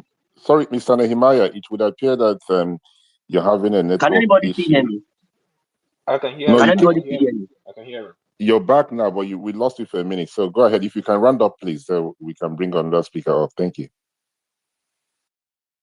If you listen to Bolaji Abdullahi interview on channels, Seun was asking him about, the legal backing and legal standing of the coalition. And he said they know what the APC and Bola Tinubu is capable of doing in that area. And they are ready. They are intact. When he was talking about factions in the SDP, in the ADC and all that, he said everything they did everything legally and lawfully. That they know that they will come through that route, and they are ready. They are ready and are waiting. They are waiting for them. So what we should be doing right now is to be calling on the judicial system, on the chief judge, on the high court judges, to not take this matter is a matter that the Supreme Court has decided on many occasions. On many occasions. So does that high court have the local standing to even listen to that matter?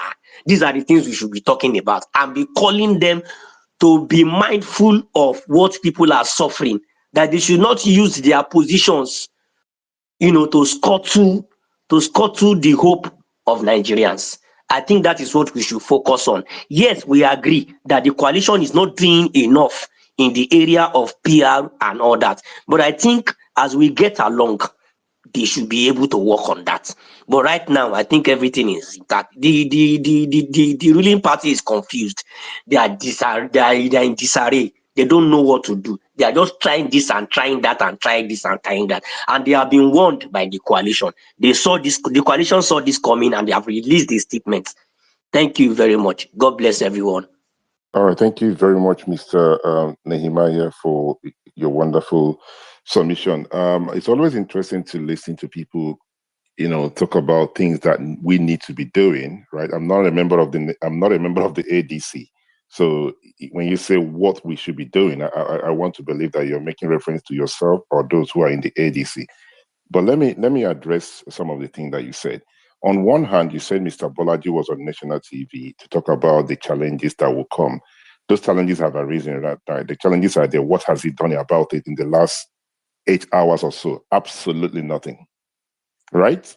Those are listening to him on Channel TV. If you go back to my tweet, I was one of those individuals who said he was a good, something akin to, I like the fact that they chose him, Sorry, I know you're raising your hand. Let me land, please. Thank you.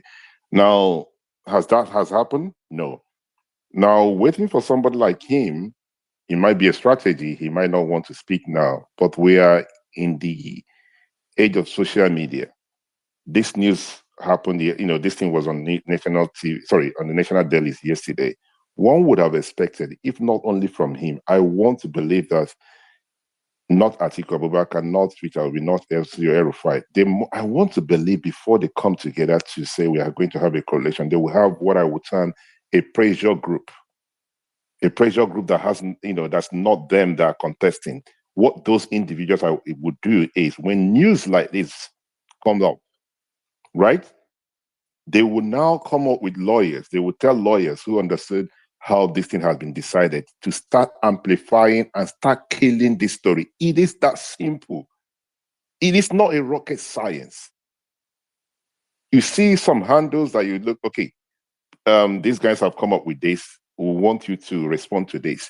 And we want our members to respond to this. This is the simple. Yet there was, as it stands right now, we would have made reference to say, the barrister we have, Mr. Nehemiah, Mr. Nehemiah have said that this case is dead on arrival because a lot of young people a lot of people who are not learned enough to know about the Nigerian justice system, like myself, we want to see what the lawyers are saying about it. But it's been over how many hours?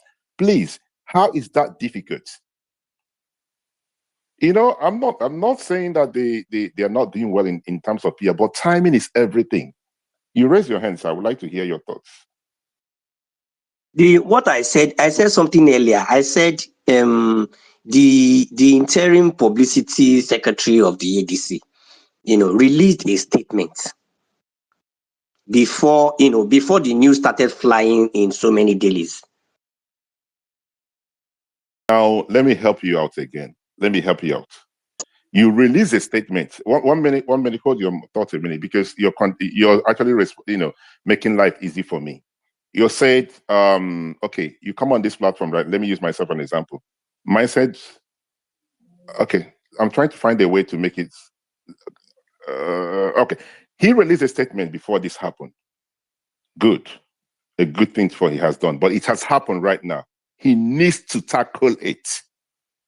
He needs to tackle it. Okay, I know that people are planning to go to court. I know that there are individuals planning to go to court, but those people have approached the court.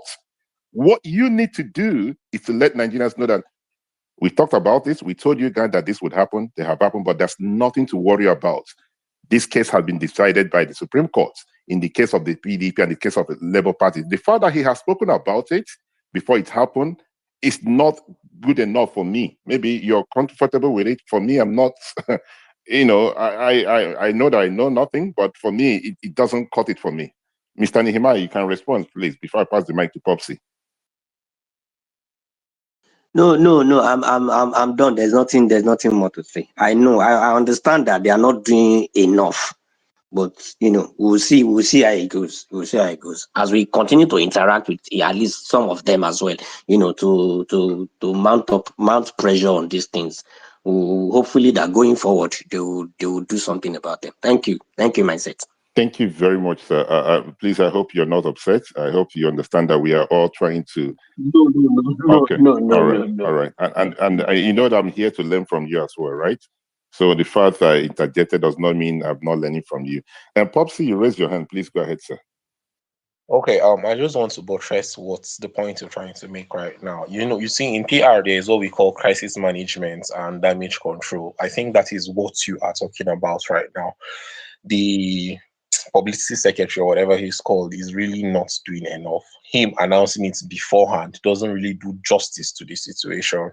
It's expected that at this point, he's going to send out the impression that they have the situation under control, in as much as they had already announced it, but the situation is being handled, and then most likely sell another story to overshadow the situation. That is what PR is all about. While they deal with it. So that's just the point. I feel they are not doing enough. And then I think the other speaker said something about the strategies. So maybe the strategies he's also talking about. I also want to add to what he has said. The strategies he's talking about can also be in form of structures. The ADC needs to start putting structures in place.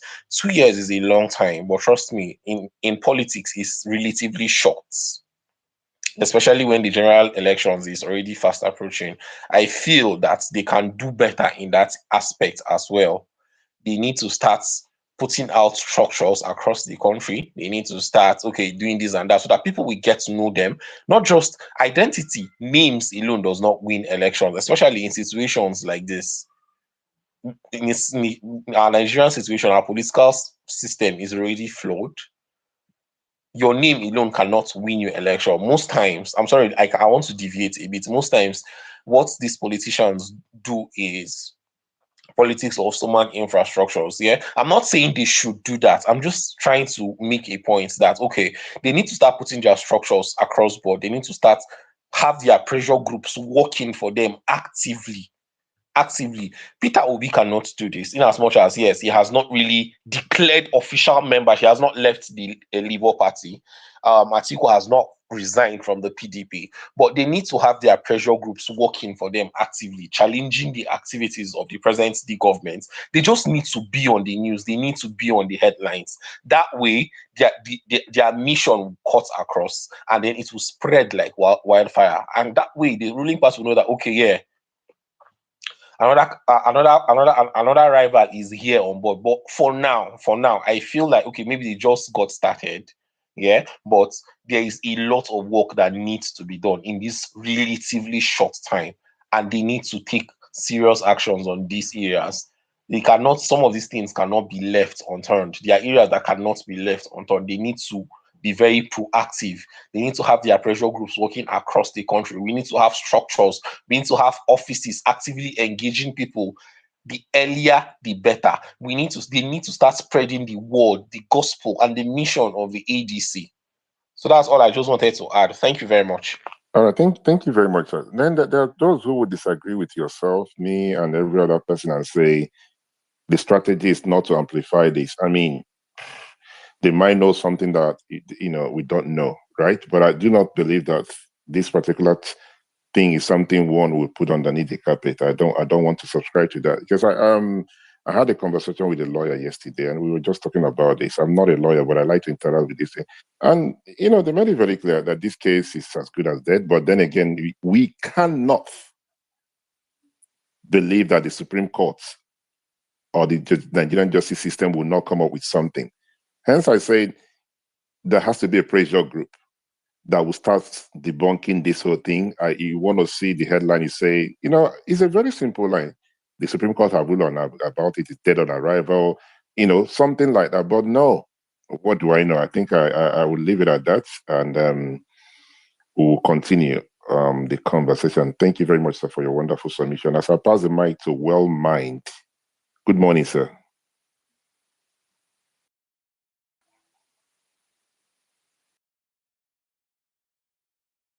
Sorry, Mr. Lumumba, am I still audible? You're loud and clear. You're loud and clear. Okay, the individual we called to speak is not responding. I think we probably need to remove him so we can make room for others. Mr. Eze, you raise your hand, sir. Yes, I just want to ask people here, anyone who is an ADC member, especially if they are part of the organizers, please could you notify yourself in the comments? I would like, outside of this space, in order to stay on topic, just to ask a few questions. Because for the longest time, I've stayed out of politics, but more and more, I feel more inclined to talk about Nigerian politics. Maybe I'll even get involved actively. So please, if you are a member, or if you know any member, tag them or write me a private message. I would like to ask a few questions just concerning the whole thing. Thank you. Yeah, I think the individual that dropped earlier on, Mr. Nehemiah, we're going to believe that he is. And the other individual that spoke in the morning, Mr. Nuhu, I think he said that he got, I want to believe he's part of them as well. So if there's any one of them here, they can raise their hand and they can put a comment section, put something on the comment section out there. I think there's a comment there. Let me see if it has to do. Okay, that's one Mr. Wilson that raised his hand on the comment section. I'm not sure, Mr. King, if you can see him. I'll look for him. I didn't see him, but I'll look for him. All right. And Okay. I'll get him. Let me help you out. I'm just gonna put down the jumbotron, so that will help. So Mr. Wilson did raise his hand, so you can connect with him. Maybe he can help out. All right. Yeah, thank you so much. This I like your space. Thank you. No, that's fine. It's good. This is what we're here. We have to disagree and agree and find a way to move forward. So, guys, I want to come off from a different angle. I wanted to ask questions. What if that these three individuals, is part of the strategy for the ADC, right? They are the ones that took themselves to court. What if, Mr. Popsy, do you still believe that even though they are the ones that took themselves to court, they still need to come out and debunk it? Mr. Popsy, do you want to respond to that, sir? Okay. From EPR perspective, still, I'll tell you that in PR, everything is possible. It could be that they are the ones, it is an internal, it was premeditated internally, and then the whole thing is just to make the headlines and make the APC look bad, if you understand what I mean. Because for what it's worth, we've all been here saying, okay, the APCs, their OPC are all kinds of bad, their antecedents and all that.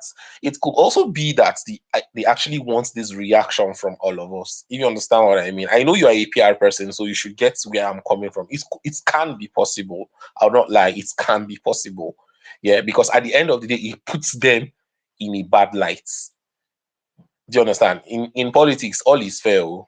All is fair in politics. Just like all is fair in love and war. All is fair in politics. All is fair in politics. So I just feel that if at all the litigation is coming from the ruling party, is being pushed by the ruling party, they should come out and tell us, okay, they have this issue under control. But being silent doesn't really cut it. It doesn't cut it at all. At all.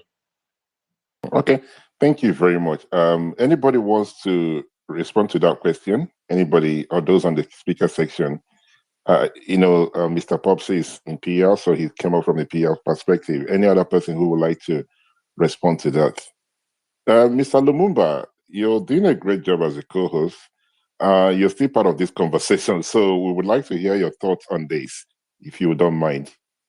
My sincere apologies. I wasn't following like in the last 1 minute. I got my attention moved somewhere else. Sorry. Yeah, if you could I recap, like your, what was the question? I like your honesty. I said, I mean, you can add anything to the conversation, but the question is, what if these court case is being manufactured by the opposition party by themselves? It's kind of like devil advocates. Do you still believe that they should be able to fight it back as well? That's the question I asked, and Mr. Popsy responded. So I'm not sure if you. I'm not. I don't know. I don't know if you want to respond to that. That's above my pay grade for now. Apologies. All right, it's not a problem. Your pay grade. You're a very learned person. So, but in general, listening to the conversation, what do you think would happen? What is your take on court? These guys that have taken this guy into court. What is your take on it? Well, I think it's just gonna be another crisis again, and I'm just waiting to see how that's going to be resolved.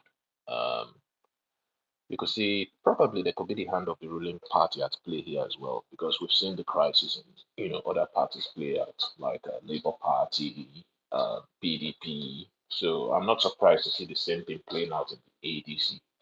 It's just the same old divide and conquer. Ensure your opponents do not, have that breathing room to strategize and just direct their energy on, chasing, should I say, different rabbits. If you chase two rabbits, both of them could escape, something along that line. So, yeah, I won't put that beyond the ruling party, anyways. But yeah, it's left to see how this will be resolved.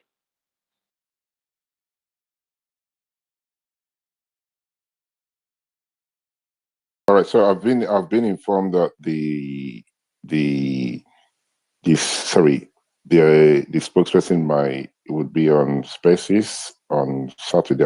I've been informed. I mean, that's a good thing. Not on our Spaces place, not on this Spaces. I think he's going to a different place, which is a good thing. My thing here is that's on Saturday, so it's a good thing that he's going to Spaces to speak. I love the fact that the politicians are coming to Spaces. My thing is the timing. Saturday is still a long time. I do believe that between today is Tuesday, so we have about, if my math is good, another 5 days. So these things, I want to believe that it should be handled right. If it means to go on the national TV, or it doesn't have to be from him, right? The quangos in politics, the quangos are the ones that will carry this whole thing and try and defend it. You want to see lawyers who reach out to lawyers, let the lawyers tell the people they shouldn't worry about it. That's what I'm hoping to see. But Mr. Adebayo, you raise your hand. Go ahead, sir. Yeah, thank you. Yeah. I just want to make some statement here because I've been listening all along. So, the opposition parties, they need to be wary of this. Any little problem they have, always the president is always the ruler. I'm not here, and it's not my duty to advise them, but I'm just making the statement that perhaps they need to employ more professionals to deal with whatever challenges they have. Yes, it is possible that even this particular court case is being orchestrated by the ruling. Everything is possible in politics. Nobody will dictate to you what you do at the battlefront. But I think for their own good, they should channel their energy in resolving whatever in-house problem they have, instead of giving more popularity to the ruling party by mentioning the ruling party in all the challenges they have. In addition to that, I listened to somebody that said, oh, the problem of Nigeria is this, is that, and all these people.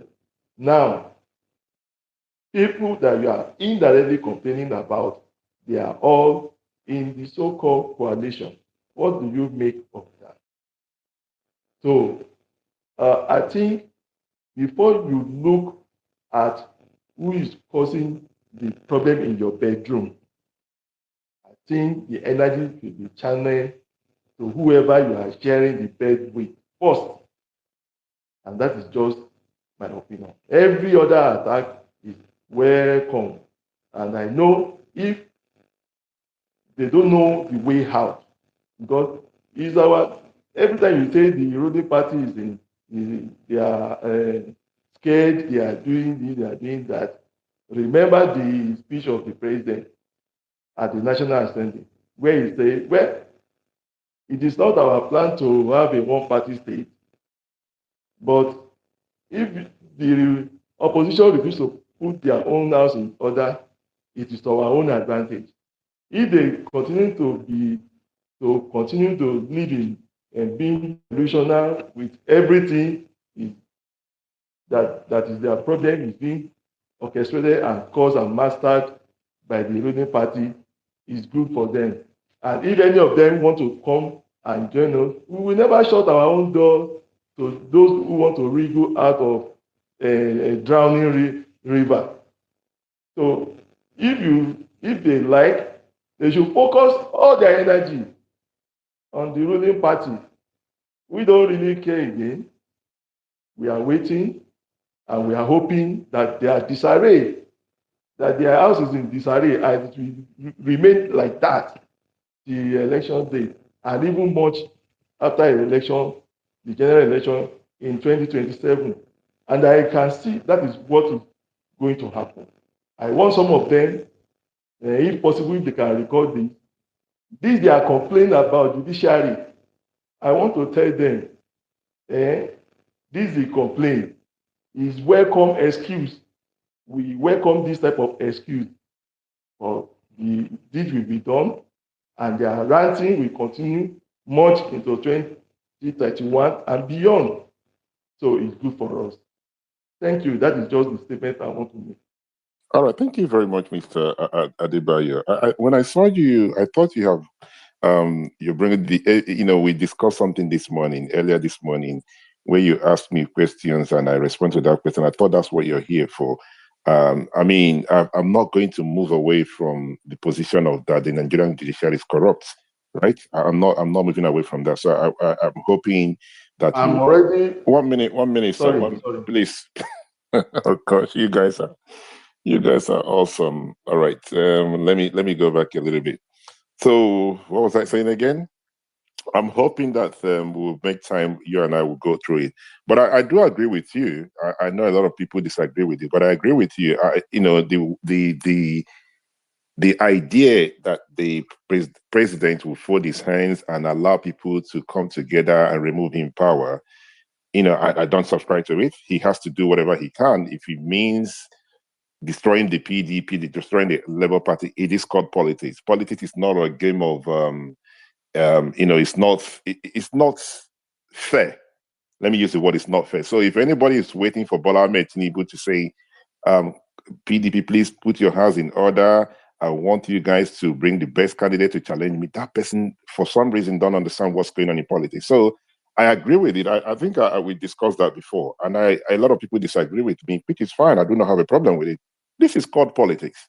If he managed to destroy the PDP and destroy the Labour Party, that means those political parties are not useful anymore. They don't know what they're doing, because if you want to Nigerians to believe that an outsider will come and destroy your party, how do you convince Nigerians that you can lead? If an outsider can destroy your party, that means you're not willing to lead. So those excuses, I'm not buying it. The PDP and Labour Party destroy themselves because they want themselves to be destroyed. That's my position.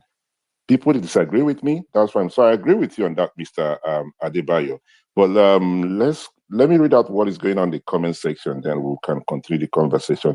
Knight, I believe that's your name. Fema said you're doing a great job. Thank you. Please control the narrative of people saying politics is a dirty game, or politics is not a game of integrity. We need to stop polluting the minds of our younger ones. These are some of the reasons we hardly have great leaders. We always have wicked people, criminals, thieves, and people without integrity in power. And once they get to power, all they do in politics, all they do is politics and not governor. Thank you. Oh, thank you very much. Okay. You see, this will be a very difficult one, right? I know there's a lot of young people coming up in politics. They have seen things for themselves. You know, I can understand the reason why you think we should not say, but the reality is this: the game of politics is a very dirty game. I know we have to be very mindful of this. So we have taken that on board. But thank you very much, sir, for your wonderful submission on the comment section. Mr. Light, and good morning. Thank you very much. I think you're the one I make reference to on Sunday, which whom I apologize to by putting something. So you say you guys are not asking the right question. The problem is who will fund the coalition before someone is being nominated as the candidate, and that's why many of them are not leaving there. I mean, you know, it's somebody that I don't know what you mean by you guys are not asking the right question. The conversation has to do with the court asked to sack the ADC interim leadership. So somebody made a comment, and in the line of conversation, in the line of submission, they brought that up. That's not part of the topic, but thank you very much.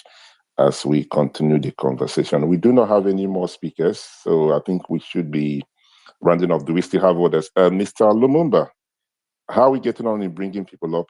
Any luck?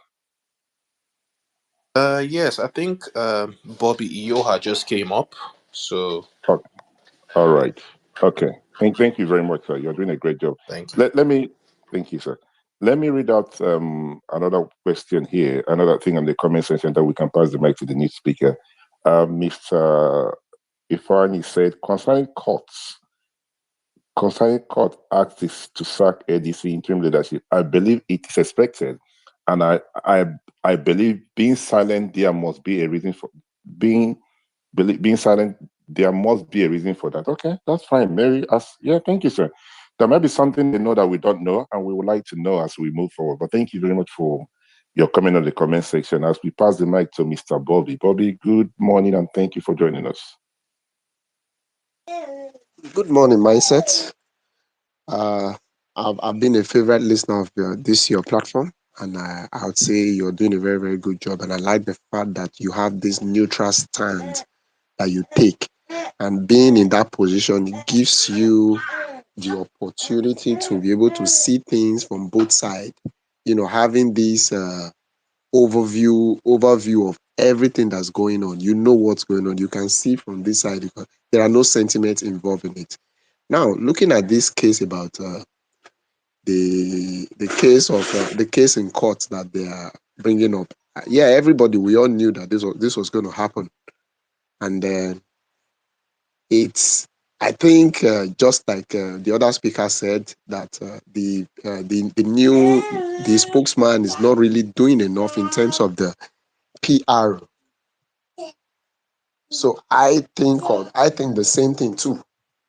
I think carrying the whole people along, it's one thing that the spokesman needs to do, because You know, a lot of people get information from these things. You know, whether you say no, this is what we are the precedent that we've had in court before, that oh, it will not happen. It doesn't matter. The most important thing is that there should be information disseminated to the people. They should be passing information to the people that okay, look at what we are doing, look at what we've done. You know, and with that, I think a lot of people, you know, because I know a lot of people that tensed up already as a result of this whole thing. People are tensed up and saying that there's no hope. You know, I for one, if you ask me if this is the solution to the problem of in terms of this coalition thing, well, I'll say to an extent, yeah, but if to an extent it is a solution to getting power off the APC, then information should be passed to people. It should be passed to people, and I think the publicity, the spokesman for the new ADC should do more in terms of that. That's my submission. Thank you so much, Mindset. Thank you very much, Mr. Bobby, for your kind words. Thank you for joining us. It's people like yourself and every one of you who on this space that made this space what it is a platform that we all disagree and agree, and everybody's welcome to be part of it. You don't have to be a politician to be part of the conversation on this platform. Yes, I do agree with you. They can do better. You know, I do agree with you. They can do better. But before that, let me quickly read out something that somebody sent me on my DM. I would have loved for people to put a comment on the comment section. So when I read it out, people can go back and read the same question and then know who is coming from. They're asking, why don't we bring these individuals on this platform? You know, my email address is there. Any politician that wants to speak will have to come here and speak. And we've got to work out how, you know, work that out with them. But you know, personally for me, I don't subscribe. I mean, it is a place that if you want to, you're welcome to. I don't chase people around and say, please, are you going to come to my safe space to speak? No, that's the last thing I would do. I like to interact with everybody, but if there's any politician that wants to come on the platform, it's going to be it's a neutral place, so it's not going to be one-sided. It's not going to be one size fit it all. Nigerians from every walk of life would ask questions, so maybe that's the reason you don't really see a lot of them coming here. But as always, we are welcome to, I'm welcome to have people come here and people can ask questions. So I think I've responded to that. But thank you very much, Mr. Bobby, for your wonderful submission. I pass the mic to Mr. Williams. Mr. Williams, good morning and thank you for joining us. All right, good morning. Can you hear me, everyone? Yes, I can hear you, sir. All right.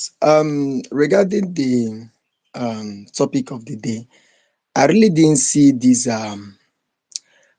court injection on ADC as a new thing or as a surprise, because we all know since 2023, or should I say late 2024, there has been a lot of propaganda video for APC, both AI videos and real videos, and it's coming in a way that incite fear on people that nobody's going to defeat APC, nothing is going to change them winning 2027 election. And I also think when Labour Party were having a lot of issues, internal issues, they were very happy to the extent that Tinubu came to the National Assembly and said he's really happy that oppositions are not together. So when ADC came, I think it came as a surprise. They didn't see it coming, and ADC came. They started thinking outside the box. They thought of a lot of distractions. They thought of releasing Nnamdi Kanu. They thought of a lot of stuffs. And the least they could now start is to, start bringing up court cases. And it surprised me the most that in Nigeria, where we know that the judiciary have failed, the only thing that the government of the day use in weaponizing oppositions are court issues.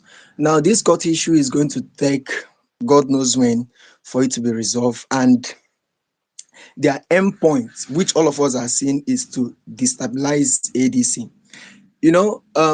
For some time, let's say for a few days now that ADC has been in play, APC have really lost it. I don't think they have the cards anymore. People that have been campaigning for them low key really, they don't really want to come out there to say it again because everybody knows what they've done to the country already. Before now, before ADC came to play, whenever you read news of defection from either the senators or the governors, it sends more fear to us that nothing is going to defeat these people in 2027. But since ADC came to play, nobody's talking about defection again. I don't think anybody have defected to APCs.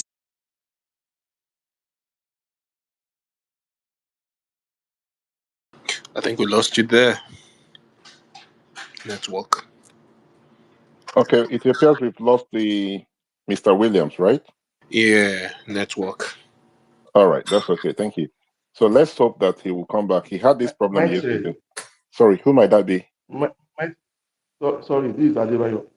Sorry, I don't know if I quickly make like two statements before I leave. Yes, we'll come back to you, Mr. Adebayo. If you have raised your hand, we'll come back to you. But I wanted to address. I Did wanted raise to. my hand and I Uh, was not being called. but Mr. Adebayo, you can see that the individual that you guys are amazing. What's his name was the one speaking earlier on Mr. Williams. So it would appear that he has a network challenge. That's what we're trying to address. So I know you're here, sir. But do bear with me for a minute. There's something that came up on the comments which I would like to address. So, Mr. Olaitan, please, Mati, I hope I'm getting your name right.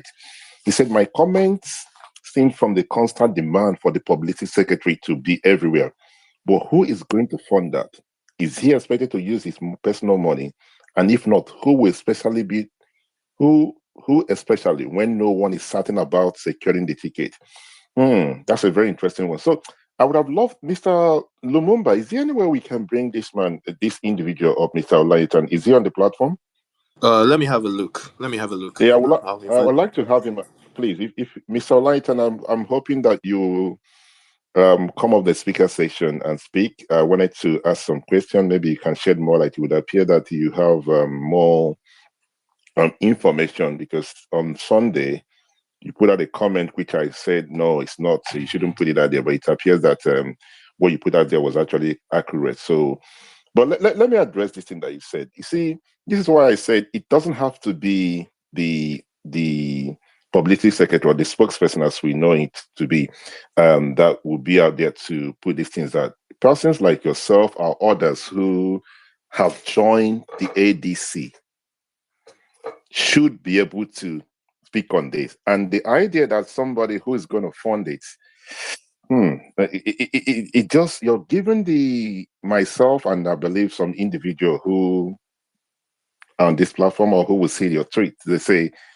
okay, these guys are not ready. Because you cannot tell me that a political party that has been formed, that people will use as a vehicle, have not thought about putting funds, whether it's one naira they put together and say, we are going to be able to fund our secretary, our spokesperson. If that's the case, it tells me, I want to believe that's not the case, but if that's the case, it shows that these guys are not ready. ADC are not ready. But Mr. Adebayo, please go ahead for your two questions. Okay, thank you, Mike. Um, maybe the first is not even a question. Talking about the publicity and coming on the media, that some of the speakers here and some other people have been talking about, I think the weight is even on the ruling party. They've not been,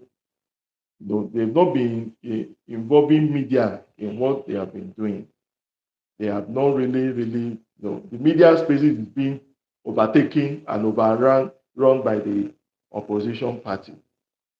Even some of these things that it might interest you, that is after you brought it out that the ruling party got to know about it. So how many times have you seen the ruling party APC coming even on a Twitter and this X space, to tell people and there's a minute information and make it doing it effectively. It's even the ruling party that have not been taking advantage of the media and the social media. The platform that is available, both the traditional and the social media. So that being said, I mentioned something earlier, and it seems people are not looking in that direction. I'm not even bent on doing it as a campaign for the ruling party.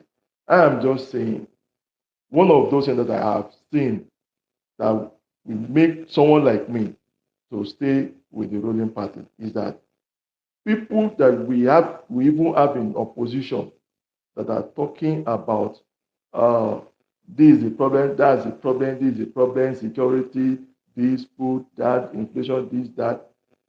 A lot of them, they have been in government for well over 2 decades. Were they able to provide solution to any of these numerous challenges that benefit the country? These are what I also want people, because every time they talk, they will say, and the Nigerian people. Those of us in the ruling party, are we not Nigerian? Are we from outside Nigeria? Are we Togolese? Are we from Kazakhstan? Just the way you believe that Nigerians are in the opposition party, I'm not talking to a particular person now. I'm talking generally. Now, I can also say here that we have much more people. Maybe they are not on the social media with you. Maybe they are not on X space with you. But I can, say it that we have much more people supporting the ruling party and supporting the ruling party policies. See, the president, before he even take power, he has made it clear to us. He said, by the time he comes with some of the policies, it may be a little difficult for Nigerians generally, including myself, including you, including everyone. Either you are in the opposition or you are supporting the ruling party, it's going to affect everyone. The man has been that honest. And some of us, we see that he's living to his words.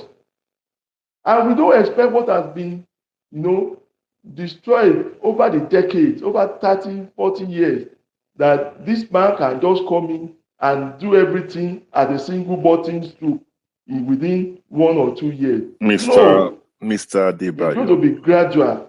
Mr. Adebayo. And Mr. Adebayo. Like I said, Mr. Adebayo. It is our joy that every time these opposition people keep looking Mr. at Adebayo. us to determine their own destiny. It's good for us. Before I drop the mic. No, Mr. Adebayo, can you mute your mic for a minute? Mulumbi. All right, Mr. Adebayo, I've called you about 4 or 5 times, please. We have a topic we are dealing with. If somebody has said something about the president or your candidate that you don't like, it's very important that you respond, but don't drag us back to something else. What you're actually discussing right now was this conversation with what the topic we dealt with yesterday, where we discussed 83% of Nigerians do not have any trust in Bola Ahmed Tinubu. That's 83%. I didn't do the polling. Or, there are 2 people that did the polling, right? API that did that polling, right? So I don't want us to. I thank you very much. Mr. Lumumba, can you hear me, sir? I'm even off the mic. Is there any way we can stop Mr. Okay. All right. Oh, I love this job. Am I still audible? Yeah, very audible. Okay, can any other person hear me? Mr. Bobby, you guys can hear me, right? Okay. I was going to address Mr. Adebayo, but it would appear that he's having a network challenge, but it's no longer on the platform. He said a lot of things, and saying Nigerians should not question this thing, that people support him and everything. The polling was out there yesterday, 83%. That's a very, very big number to say they don't have confidence in you. And the other thing he said, I would like to react as we kindly started rounding up, is he said that the opposition are making the best out of the media that they government in power are not making the best out of it. Yeah, it would appear that the opposition have been on the television in the last 2 or 3 days. It's been a very interesting time. But you don't want me to believe that what happened yesterday of Dele Momodu going on national TV discussing about Wike and all this. I think that's what I'm interested in. I think I'm going to have such kind of conversations. And the argument that the APC don't have a lot of people on the media, I agree. One good thing about the APC is they know they don't have the numbers on social media, but one of the things they know how to do is how to change the narrative. And they actually those that have the numbers help them to amplify their narratives.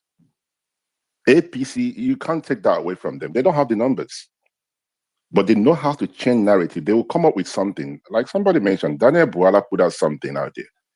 If you want to kill such stories, you don't amplify such stories. You don't retweet it. You don't amplify it. It is that simple. Those are the kind of story you will kill. You that have the numbers because of likes and retweet, you go and quote it. You go and quote Festus Keyama and all these things. So the APC, who don't have the numbers, whatever thing they put out there, you help them to amplify it. That is very simple. They don't have the numbers on social media. But it's the opposition who helped them to amplify their thing. So you want me to, the most important thing yesterday was this news. The courts have asked to do this. You want somebody like myself to start discussing Dele Mamudu 8 rights or Mike 8 rights. This is the problem. People are clapping. Dele Mamudu said Wike is a drunkard. Is this something new? Is it today that you know that Wike like to drink? Anyway, what do I know? Let me leave it at that for the time being anyway, as we continue the conversation. On that note, I would like to thank my co-hosts who have done a great job today. Mr. Lumumba, thank you very, very much. You've been amazing. Okay, before I thank you, let me read out what Mr. Darlington put out. They say, opposition is not a tea party. This court issue is not surprising to me. Mr. Dumoulin made it abundantly clear he will be heading to court. Some speakers think the ruling party is not aware of what's going on in ADC. My belief is that the ruling party have his agent in ADC. There might be thank you very much. I would have loved for you to be a speaker, but since we don't have any more speakers, let's quickly round up and come back tomorrow. Thank you very much, Mr. Lumumba. You've done a great job. Mr. King, a pleasure to have you as a speaker. Popsy, OG, thank you very, very much. Mr. Iwoha, I believe, Mr. Bobby, and our very good friend, Mr. Adebayo, who's no longer on the platform, and all the listeners. I want to thank you guys. It's people like yourself that made this platform what it is. You know, we are not here to fight ourselves. We are here to agree and disagree. If some of the things that we have said or some of the things that other speakers have said you disagree, you can make it known. If there's anything you think we can improve on, we are happy to